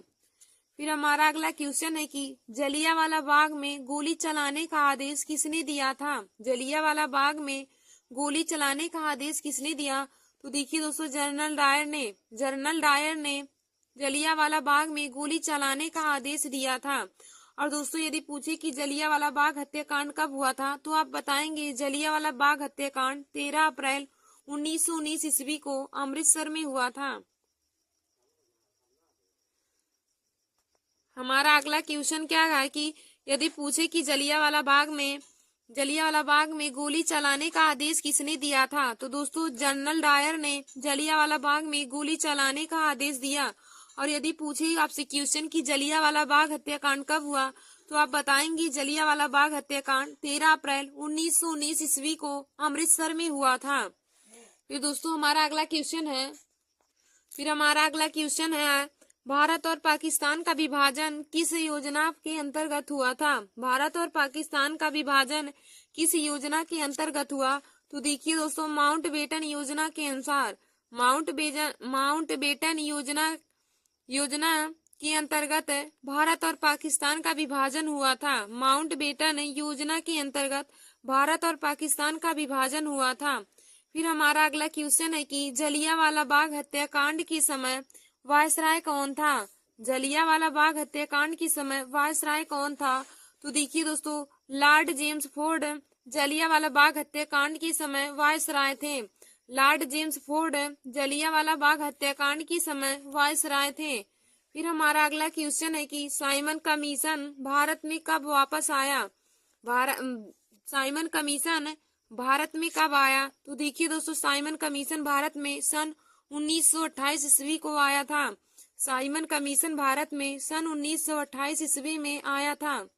फिर हमारा अगला क्वेश्चन है कि स्वराज पार्टी की स्थापना कब हुई। स्वराज पार्टी की स्थापना कब हुई। तो देखिए दोस्तों, सन 1923 ईस्वी को स्वराज पार्टी की स्थापना हुई थी। 1923 ईस्वी को स्वराज पार्टी की स्थापना हुई थी। फिर हमारा आगे क्वेश्चन है कि गांधी जी ने अपने 2 फेफड़ों के रूप में किसका वर्णन किया है। गांधी जी ने अपने 2 फेफड़ों के रूप में किसका वर्णन किया है। तो देखिए दोस्तों, अहिंसा व सत्य का प्रयोग उन्होंने अपने 2 फेफड़ों के रूप में किया है। अहिंसा और सत्य को उन्होंने अपने फेफड़ों के रूप में प्रयोग किया है। फिर हमारा अगला क्वेश्चन है कि गांधी जी के साथ नमक सत्याग्रह का नेतृत्व किसने किया? गांधी जी के साथ नमक सत्याग्रह का नेतृत्व किसने किया? तो दोस्तों सरोजिनी नायडू ने किया था। महात्मा गांधी जी के साथ नमक सत्याग्रह का नेतृत्व सरोजिनी नायडू ने किया था।